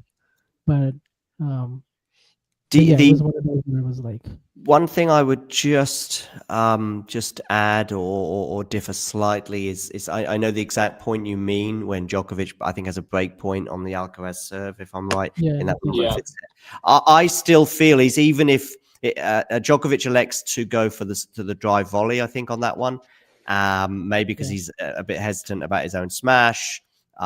He thinks it's definitely going to land in. Anyway, that's a debate for another day. But I still think that there's a chance that Alcaraz stays in that rally, whereas De Minaur is quite far down. I think it's the point that we're looking at on the screen where De Minaur does well to get his racket on it. Yeah, I mean, actually, this lob landed a little bit deeper than even Alcaraz's. Like, he managed to get it like really far back. And the Alcaraz one, at least, like, Djokovic was still like relatively on top of the net, so there were other options for him. But I think he just he was choosing to go down the line with it as well. He was a little concerned that Alcaraz would be able to cover the running forehand. Sure, but this one was just. I have to stop you, because, I mean, now I'm realizing, like, Fokina was serving for it, 30 love, and we're thinking, here it goes. And then I do remember, I think we're all thinking the same thing. Serve for it. As it becomes 30-15 quickly, then 30 all, and then we kind of knew where things were going. But maybe talk about, like, the atmosphere in the stadium and what you felt. I thought he got pretty nervous. I would say, like, at 30 love to 30 all. That's when it started to get real. Like, he might choke this, because. But actually, like, the atmosphere was. I think most of the people. I don't think most of them were aware, but the ones who were, there was a good amount of support for Davidovich. It was like 70-30. I would say the just tell us what people need to be aware of, just in case they don't know. Yeah, I mean, so it was on the line, was the first title for Davidovich. Yeah, exactly. ADF has never won a title, and he's been very, very good. Won a title, and he lost 2 finals in February, and he lost the final in Monte Carlo in 2022. So everyone knows how great he is, but he just his overall resume and everything. So does anybody here think he's never winning a title? No. I think he will get one. I think my prediction is next year he'll get one. He might get a few more, but yeah, I think he's definitely getting one. As soon as he gets one, I think he ends his career at probably like a 4. Yeah, I think so too. Yeah, he's 0-5 right now in finals, but honestly, no reason why he can't put himself in another 250. I mean, he could easily plan his year around winning a title or two, but yeah, he could easily win like Marrakesh or like even Estoril. It's gonna happen next year. He's gonna get one. Yeah, even like Hertogenbosch. I mean, he's a grass player too. Yeah, exactly. Or one of those tournaments just before the ATP Tour finals. This is when he goes and wins the AO, and we're all just gobsmacked. Yeah. Okay, so very, very much a contender. May well make our top 3, 4, or 5, whatever it happens to be. But let's move on. Canada, Cincinnati. No crazy Cincinnati final like we had in 23 this year. Obviously, it was 5-love blowout in terms of the scoreline, but also because Sinner retires. I think Sinner and Alcaraz en route to the final there in Cincinnati were fairly comfortable. Canada, of course, they were both absent for, so we had some fun there. Some thoughts on these two tournaments, Vanch? Cincinnati was very underwhelming overall. Canada, you did at least have the intrigue of, like, the Shelton run and who's going to win, and Shelton comes through, but the match against Flavio Cobolli in the 4th round, that was the one where Cobolli, that was the real, that was the one where you thought Cobolli might come through, and there was that aggro with the handshake afterwards.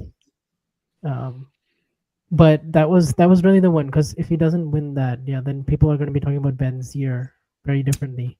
I know he did win and he played 2 of his best matches of the year against De Minaur and Fritz, and then obviously did well to come through in the final against Khachanov. But the Cobolli match, really, that was the one I think probably the most entertaining, I would say. Ben, for me, ticked off many things, but you are right. That Canada win makes it a very, very progressive year. I know there'll be some disappointment about how it ended, really, but he did pretty much everything he can. Honestly, I'm still very unclear about the aggro between them. Like, oh, really? Because they seem to be really good friends, but I don't know like what exactly. And I was there in the stadium too, and I still am like, kind of don't understand it even now. So yeah. Okay. US Open, shall we mention that one before we rattle on through the latter stages of the year? Winston-Salem as well. But yeah, I can't think of anything from Winston-Salem that maybe deserves to be mentioned in the match of the year. But yeah, US Open. Yes, as we said, like not the most exciting of finals. Alcaraz's run to the final, I think, was serene. Sinner had a mini wobble against Felix, but that was probably not much more than that. Yeah, this was like one of those like second, third rounds. You had like the Khachanov. What was it? Khachanov against Majak. Was it Majak? Yeah, Majak. Yeah, that one. yeah. That's worth it. It's worth a Fonseca. No, not Fonseca. Brooksby and Cobolli. Second round. Yeah, Brooksby Cobolli. Yeah, that definitely worked. It's funny. Honestly, probably the match of the tournament, but yeah. Brooksby Cobolli match of the tournament, yeah. Genuinely, but I don't think that many people watched it. It was really good. But yeah, I think it's probably as soon as you mentioned it, it's like, oh yeah, it wasn't one immediately when I thought of matches of the year, but as soon as you mentioned, I was like, oh yeah, I remember that one. It was a very, very exciting fifth set, and the tiebreak in particular. We had a lot of, I think, early upsets of the US. Covington against Rude, Yeah, and then David Fekino obviously went out first, second round to Rindik Nesh. Obviously, Rindik Nesh is a tough draw. Kim, the messiest match of the year, obviously Medvedev, right? Medvedev and Bonzi. Oh my god! I mean, can you imagine if Medvedev was Bonzi's first round AO? I mean, that's just criminal. One match that really sticks out in memory purely because of how good the match point was Borges Paul. Oh yeah, Borges Paul is another good shout out. That was a good one, and also Bublik Paul. Yeah, those two. Yeah, the Borges Paul match point was Tsitsipas Altmaier as well. Yeah. Yes. Wasn't there a one like really poor set in there for someone? Yeah, the quality was very patchy, and Struff beat Runa early. Mensik lost to Blanchette in second round. Yeah, you said it, Fergus, but Kim Nakashima was crazy. Kim Nakashima too, yeah. It's a tie rape. Yeah. Okay. This one, the tournament itself was like, I felt like I checked out of it really early. Dude, like the second week was just such a dud, and actually, really honestly, like third round onwards, really. After the Bublik Paul match, I can't think of one single good match. Right. And then luck of the draw. I think there's been 2 or 3 US Opens in a row now on the ATP side that have felt like that. The Bublik Sinner match was honestly a horror show. Absolutely. The most dominant Alcaraz run in terms of his 6 majors to only drop serve 3 times was impressive, but aside from that, he wasn't really like pushed.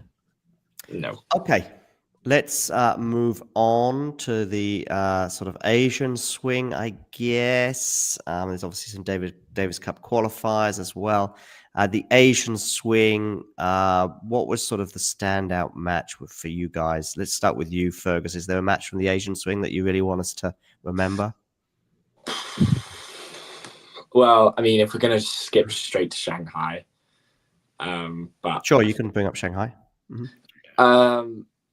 Any Vacheron match or even Rindik Nesh. The Rindik Nesh Medvedev match was pretty spectacular, just with the way it unfolded in that third set and the way that Medvedev kind of, he's had this big redemption. Not this big redemption, but he's building himself back up for this, this moment where he can finally get back into a major final.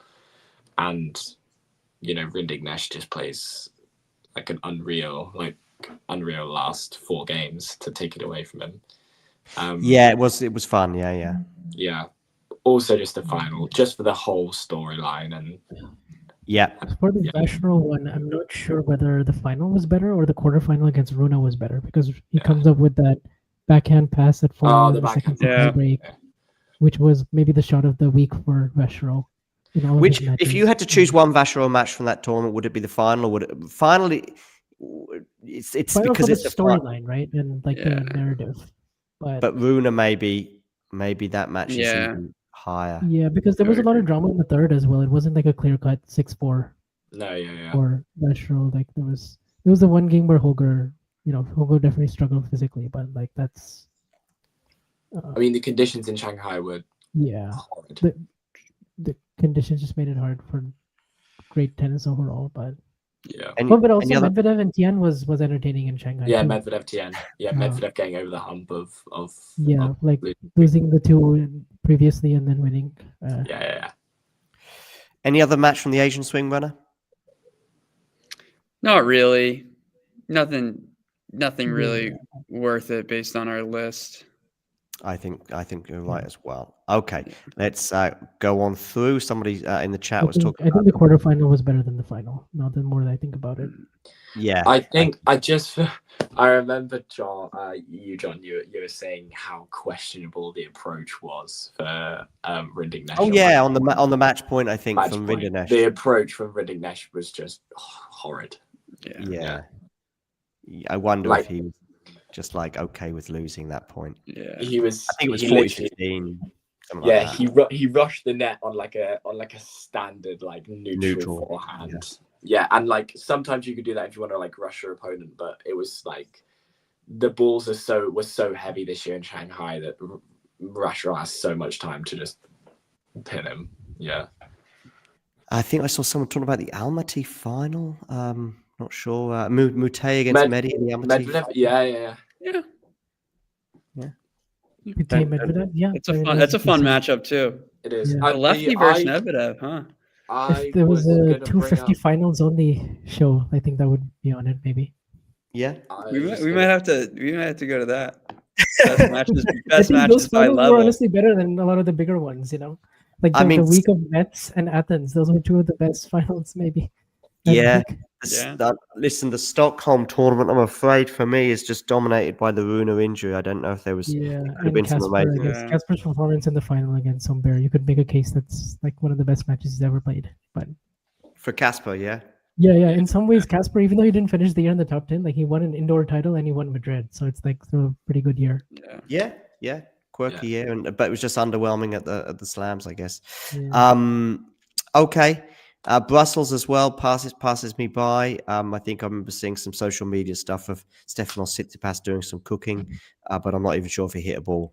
The final was pretty good, but I mean, the first two sets were pretty good. Of how like it was 7-6, 6-7, 6-2 Felix. But I think the match of that week was actually Colin Young versus Komenshana, which was just more thrilling because of hometown kid. Yeah. Just hometown support. But 12-10 in the breaker. 12-10 in the breaker, after like having chances. Yeah, it was good. Good drama. Anyway. Cool. Basel, Vienna. This little double, which is often interesting, but Basel, of course, Fonseca winning the title there. Vienna, of course, we had the final, which at least there was some drama at last in a Jannik Sinner-Zverev match. That was soon to be extinguished in their next two matches, but 7-5, of course, going the way of Sinner, and of course Sinner struggling a lot in the third set, and actually, maybe some people were thinking Zverev was the favorite at various points in that third set, but it didn't have the quality, so it's not really in the conversation. Any other matches from Basel and Vienna we should be touching upon? I just want to bring up quickly Henry Burnett versus Jakob Mensik. For nostalgia of the one-handed backhand from what was it, the one-handed backhand pass cross court. Yeah, at set point for Burnett in the second set. Yeah.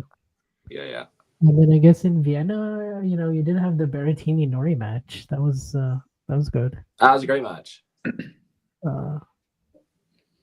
What else? I mean, I guess people will say the final. The final was good. Yeah, it was good. Like it was a good match, but But also, I do know that like Sinner, it's a little overrated just because like Sinner didn't face a break point in the last 2 sets. Okay. So like he pretty much cruised through all of his service games, and then it really just came down to 5-all in the third with Zverev. Yeah, I thought it would probably go to a tiebreak, but it didn't get that far. But Yeah. yeah, just I think the quality as well at times because of, for one reason or another, wasn't quite there.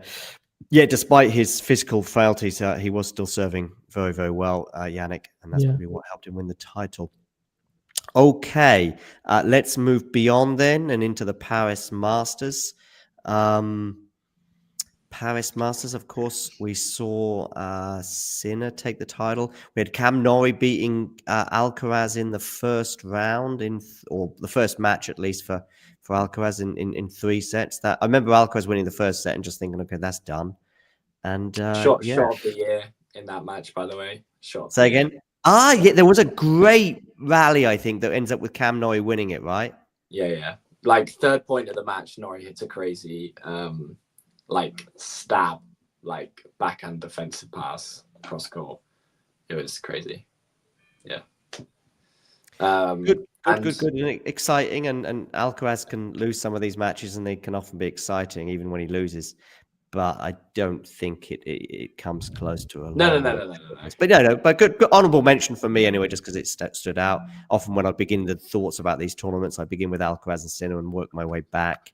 Of course, Djokovic was absent from the Paris Masters. In fact, we'd only play one more tournament this year. We'll come to that shortly. Paris Masters, Brenner. Good showing from Bublik overall. I mean, like high-level affairs. Fritz, de Minaur. I don't think they're up there, but that's really all I can think of. How was Medvedev Zverev? Why am I not?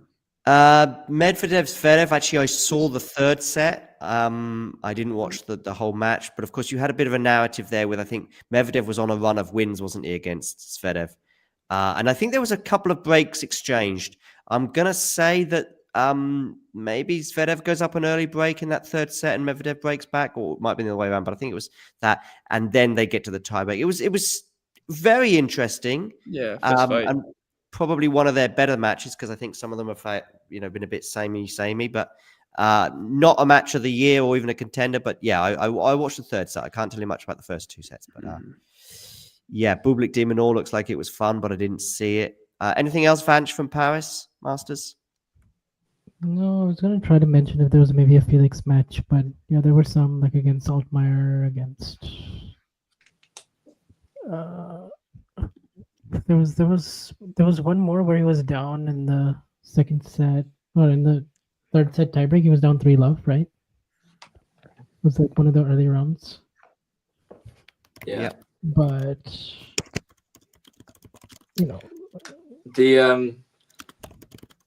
the Vacheron Rinnik-Nesh rematch was probably actually better than the original. Okay, I'd say in Paris. Oh yeah, it was against Muller, but yeah, he ends up winning that from 3-love down in the third set tiebreak. The Mets 250 final. Great match. Yeah, that was a good one. Great match. Yeah. Vanch's eyes light up. Totally overshadowed by Musetti and yeah, of course. And the WTA Finals final. I feel like not. Great match. Yeah, I mean, WTA Finals final probably didn't quite have the drama, but they all happened at the same time. Of course, how could I forget? I mean, listen, guys, if you had to choose Tien Norrie against, putting it as against Musetti, Djokovic, which one? I mean, yeah, I mean, the thing is, they're both kind of wild. Actually, no. Yeah. If it was just down to being which one was more wild, it probably would be Tien Norrie eclipsing it. But there's obviously other things that have to be played out. Yeah. It's kind of a tough one because the only thing I say if there wasn't like the whole ATP Finals fiasco of like not knowing who was going to get in between Lorenzo, Novak, and Felix. I think that just like added to everyone glued to this final, because if you take that storyline out of it, then obviously then the comeback itself from Tien 5-1 down in the third set tiebreak, and it just being Tien's first title, like that does feel really big. and versus Wasn't there a Djokovic sense of 101. inevitability about the Djokovic one in the third set? He goes up a break, it gets broken back, so maybe that inevitability is stemmed there a bit. Twice Goes he up was up a twice. break and Doesn't serve it out, does he? Musetti I breaks think when he him. got broken back when he was serving for it at 5-4, then that added a little more mystery.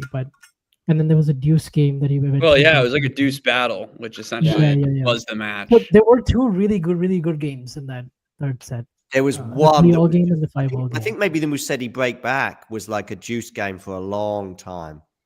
I think it was 3-2 Novak, and it was a juice game for a long time. Correct. Yes, I don't know if it was 10 minutes plus or something It was like that. 3 game points for Djokovic to the break. The 6th game and the 11th game really kind of made that final good. But yeah, I mean, if I was if it was just 4 players that we'd never heard of before, and then I would easily go for Tien. Yeah. We'll revisit this point, but 2 unbelievable matches, and we will revisit in a moment or two. ATP finals was the best match Musetti against de Minaur. Yeah. Yes, and then second probably Alcaraz Fritz. Yeah, agreed. But I think Musetti de Minaur eclipses Alcaraz Fritz. I saw. Yeah. I liked Alcaraz Fritz, but especially on that match point, just the entire how it's set up. Just the storyline behind it. Yeah, I feel like you agree. take away about 70% of the weight of the Athens final if Djokovic just comes out beforehand and goes, you know what, guys, I'm not playing ATP finals. Like, Musetti probably pulls out and goes, you know what, Djokovic had the title, or Djokovic plays, like, I don't even know. And the best match at the Davis Cup finals was Cobolli-Bergs, right? Yes. Yeah. Okay, I think we've got like 6 or 7 from the year. So we've got Tien Medvedev in Australia. Yeah. I think we're going to go with Alcaraz, Fils, Monte Carlo. These are contenders right now. Yeah.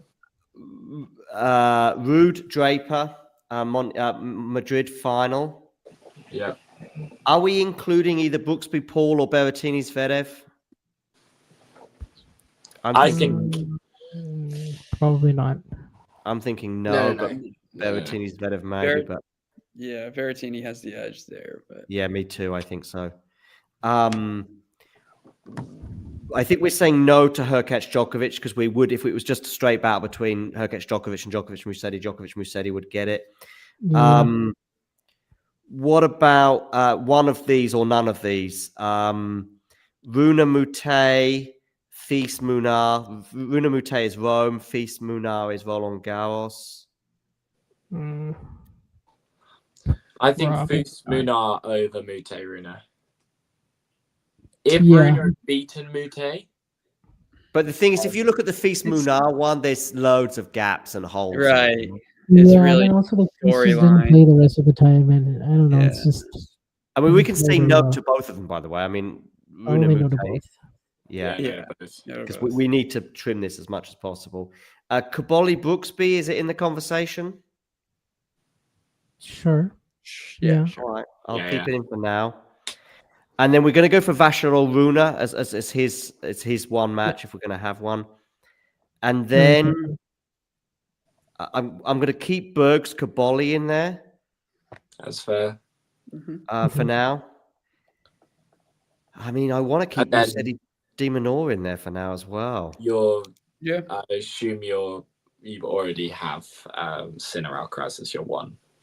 Yeah, I mean, we're not going to decide. We might even decide first right now. I don't know, but I mean, Sinner-Alcaraz is there, and then it was just a case of choosing 2, 3, 4, 5 more. So now we've got 1, 2, 3, 4, 5, 6, 7, 8, 9. I feel as though we need to be losing. Probably for Sinner-Alcaraz, the ATP Finals final was probably the second best match they played this year. Yeah, probably was the second of best. The 6, definitely, I'd probably put it number 2. Yeah, maybe, yeah. Anyway, Sinner-Alcaraz, obviously from RG, that gives us 10, I think, more or less altogether. So we do need to start losing some of these. You can lose the ATP Finals one. What you think? Musetti de Minaur can be lost? Oh, sorry. I think maybe. But if it was between ATP Finals and Davis Cup, which one would you pick?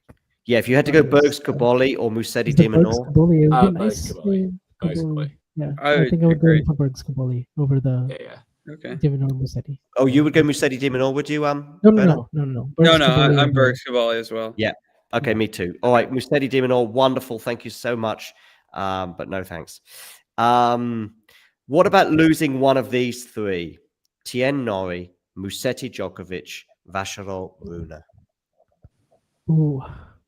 I feel like I we think have to keep Vacherot Vacherot Rune- because I because know, of the it's run. hard.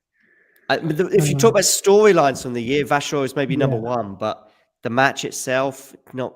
The match That's what I'm itself saying. Like, was we'll worse remember than this the two year finals, regardless. Yeah. We just want to have. We'd love to have a Vacherot match in there, but Yeah. it I don't doesn't know if we quite work. can. The run, by the way, I think they were all three setters, weren't they, for Vacherot? Am I right? Or maybe It was, yeah, but this was, I think, the best match in the whole run. But it was, but in terms of match quality, this was lower than the 250 finals for sure. Berrettini Zverev in Monte Carlo or Rude Draper. I think Rude Draper, right? Rude Draper, yeah. 100%. Quality, yeah. All right, we're really doing pretty well now. I'm also so now we've got Tien Medvedev, which I think is just definitely there. So I think we've got two definites. I think we've got Sinner-Alcaraz and Tien Medvedev. Yeah. I'm starting to lean more Djokovic-Musetti now over the two. Are you finals. really over Tien Maybe just Nori? because we already have Lerner, Tien, and Medvedev. Agreed. You know, I still really want to put the Mets final over it though. But I'm just like, it's like you gotta have something with Novak. Right? Alcaraz Like, fees, by the way, guys, is that equal or better or not as good as some of these other matches we're mentioning? I'll take Alcaraz fees or Rude Draper. But Alcaraz fees or Rude Draper, for example. Probably Rude Draper. Rude Draper. That's what I'm going for, but then I'm not as in Yeah, depth but in Alcaraz fees match. I'd rather. I know. It was kind of a you had to be there moment. Yeah. I'd rather have Feast Alcaraz than Djokovic. Djokovic in Athens. I mean, I think I've already taken out Alcaraz fees. I mean, I can reinsert it, but we need to get down to 5 and maybe even 4 or 3. And if how many are we getting? How many are we getting? Down to? I'd like it to get it to 3, but we'll see. We We'll have see. two. We have 2 shoe-ins at the moment. We've got 2 shoe-ins exactly. And then we've got Tien Nori, Musetti Djokovic, Bergs Cobolli, and Rude Draper and Cobolli-Brooksby. I would be Get thinking. rid of Cobolli-Brooksby. Get rid of Cobolli. I would get rid of Cobolli-Brooksby. Yeah. It's a top 10 match, but maybe not a top 5 or 3. Sure. And so then we've got 6 now, and I really would like to get it to 3. I really would. I'd say get rid of Djokovic, Musetti in Athens. I would Okay, as hold well. on. Let's go. Oh, I would compare that to Bergs what are the 4 left right now? Let's. We got 4 left. We've got Tien Nori, Musetti Djokovic, Bergs Cobolli, Rude Draper. Oh. I mean, I feel like Rude Draper. I don't By the wanna way, get if rid we of put that. this to a poll, by the way, I guarantee you Djokovic Musetti wins. Guarantee. Oh yeah, of course. I mean the But base is too big. But Okay, instead of eliminating, let's each pick just one. Out of those 4. You see, I think maybe my preferred one Draper. quality is probably Rude Draper. That's I my think Rude Draper. quality one. Agreed. Then Bergs Cobolli, Tien Nori maybe win the absolute crazy drama, barnstorming wildness. Musetti has a bit of Musetti Djokovic has a bit of both in a way, but still, yeah. I think it's Sinner-Alcaraz, RG, Tien Medvedev, AO, Madrid And then final, the Madrid final. Bergs, Cobolli. That's my 4. I think Musetti Djokovic is missing out. I just think it doesn't have the quality of Rude Draper, and it doesn't have the drama of Tien Nori or Bergs Cobolli. I think Djokovic has to go. Yeah. I personally I can't get behind this narrative that Djokovic knew all along that he wasn't going to play ATP finals, and he's just sat there at the net and gone, well, that was cool, but you've just wasted 2.5 hours. I think he wanted to see how physical the final and the semi would be, right? Like, I think he probably decided at some point in the final when he lost the first set, like, oh, I'm gonna have to like put in everything to try to win this. And he had to play on Tuesday or Monday, was it? And then he just realized Monday. Like, I don't think he's not the kind of guy that would be like. I don't. If think he would was do that 100% sure that he wasn't going, let's say by Wednesday or Thursday of the Athens week, if he's 100% sure, he's pulling out then. I just think he didn't know. I think he genuinely didn't lose know his how his body semi. would react. I think if he'd lost his semi, I think he would have been there. If he'd won easily in the final and felt I'd give him good, the benefit of the doubt. yeah, or lost easily in the final as well. I think. I think, yeah, and I'll criticize Djokovic for some things, but I don't know. If he doesn't know, then he has to wait, right? And that's up to him. He's won tournaments.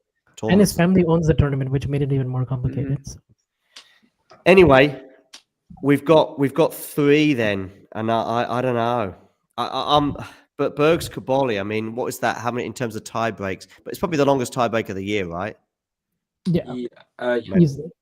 Men's was there a... Wait, I mean...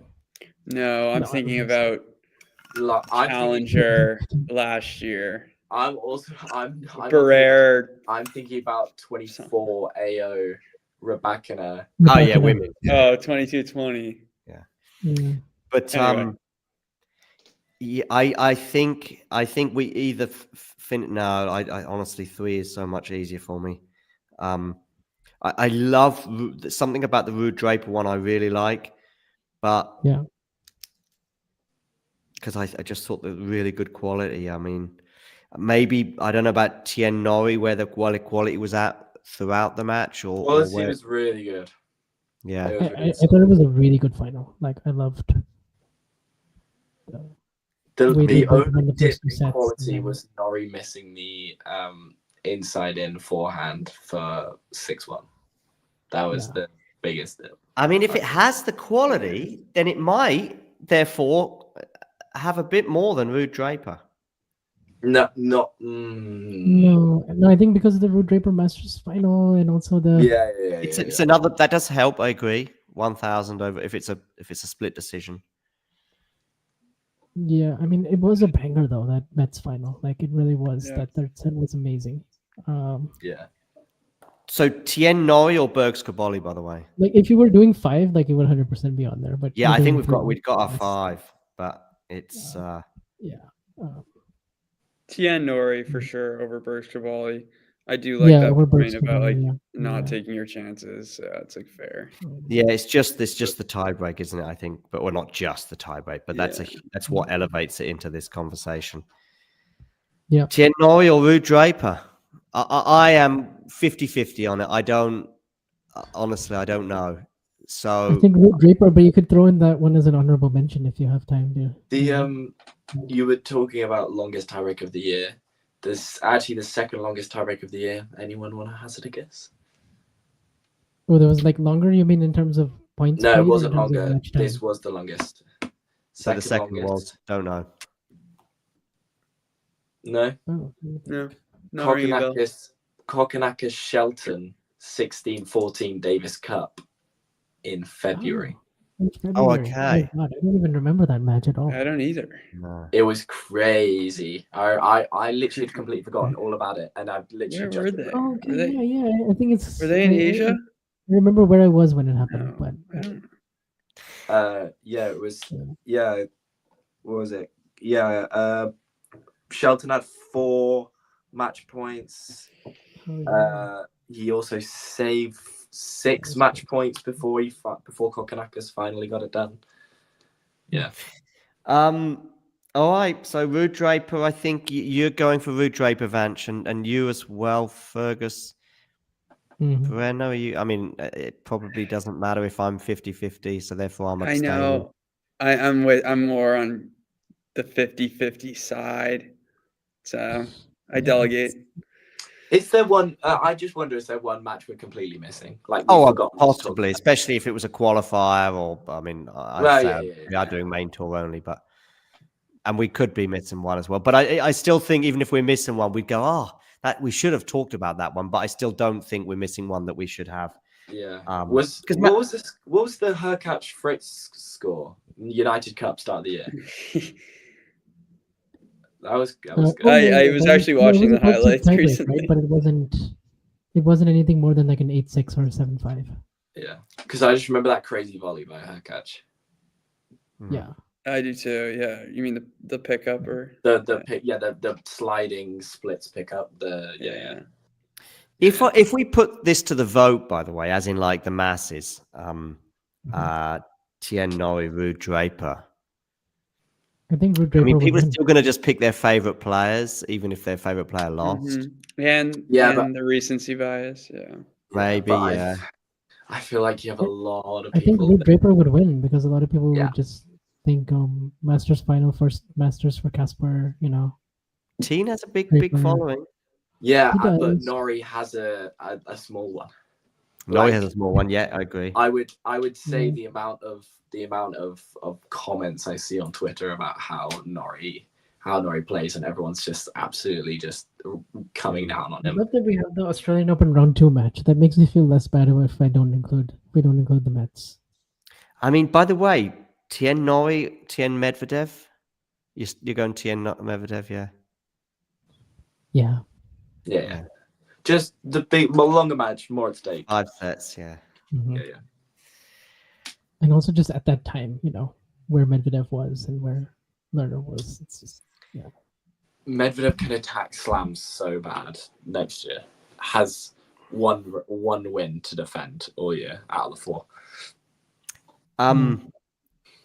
Yeah. So it's either Ruud Draper or I know this is not me just desperately trying to get the Tien Norrie one in there. I really, honestly, I don't mind or no. But either I put Ruud Draper in there or I put it to a poll. I think it is Ruud Draper. Okay. And Vance, you're sticking with that. I'm just Ruud Draper. All right. I tell you what, let's go Ruud Draper. That's enough for me. Yeah. All right, we've got our 3. 2 hours. Just perfect. Over. Easy. All right. Well, guys, I'm sure there'll be loads of people disagreeing with us, and that's okay. Yeah. All right. I don't think I've got anything else to say. We will have a WTA version of this as well. Desperately want to have Nick on board for that. So not sure. I know I spoke to you guys earlier on today about Wednesday being a possibility, but I know Nick can't do Wednesday. So we've got the ATP one done. Trying to narrow WTA down to 3 will be so hard. I thought this would be hard, and it was, but I think that would be. I think if it had been 5, it's just how the years pan out in a way. There's other years like I think we're getting maybe 4, and then we can't decide between the next 3, or so maybe that year would have been a 7, and then. But yeah, if it had been 5 this year, I'd have been very comfortable. The reason also though is on the WTA you have keys twice basically for the semis and the finals of and that's already going to make it so hard. Yeah, but then you will probably then sort of sometimes we just go which one we prefer from those 2 if you like. I guess so. But then that also really objectively shouldn't matter, but it does. I mean, even just Tien Norrie, Musetti, Djokovic being the same day comes into a sort of conversation, or Tien involved in AO and then Mets final, but.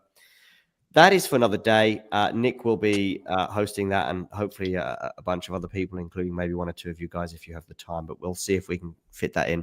We have time, any time in the next 10 days or so. So that is that. But I will just remind our audience at this juncture that we have our 3. The order hasn't exactly been defined, but maybe I'll do it I might do a WhatsApp poll between us, but I think I already know the order, but I probably will do a WhatsApp poll just between the 35, 40 of us in the WhatsApp group. But we've got Sinner-Alcaraz anyway, French Open final, Lerner Tien against Daniil Medvedev from the Australian Open, and Casper Ruud against Jack Draper from the Madrid final.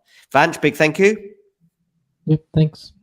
Make sure to give all these people, by the way, make sure you hit the like button and also subscribe, of course. But also, I'm going to share some of their social media handles. Vance is there on X at VanchV2K. We've got Brenner as well at Simon Says Tennis. We've got Fergus as well. I love Jack Draper. Perfect. Excellent. 29. I'm not as bad as James, and I'll die on the hill. I'm not as bad as James. No, you're not actually. I agree. I need to find you. You're in here somewhere in the vault, but I got all sorts. I got Brenner, scoreboard pressure, Morton. I've got Vanch off both wings for money.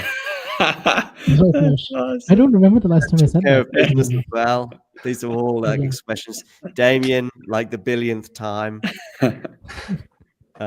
Jamie as well loves to say this, keeping you honest. This is like an expression when you serve to hold for 5-4 and just to make the other guy serve it out, you know?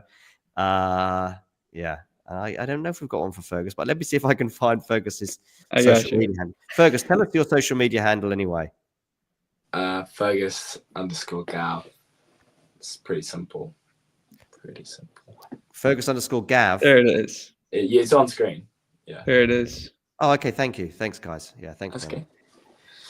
All right. Cheers. And take care, everyone. And you know the drill. See ya. Bye-bye. I've got to find the video, but bye-bye. He says, see ya. It's normally there, but it is now. Ciao. If you enjoyed this video, make sure you hit that like button. Don't forget to subscribe and click that notification bell so you don't miss out on all things tennis.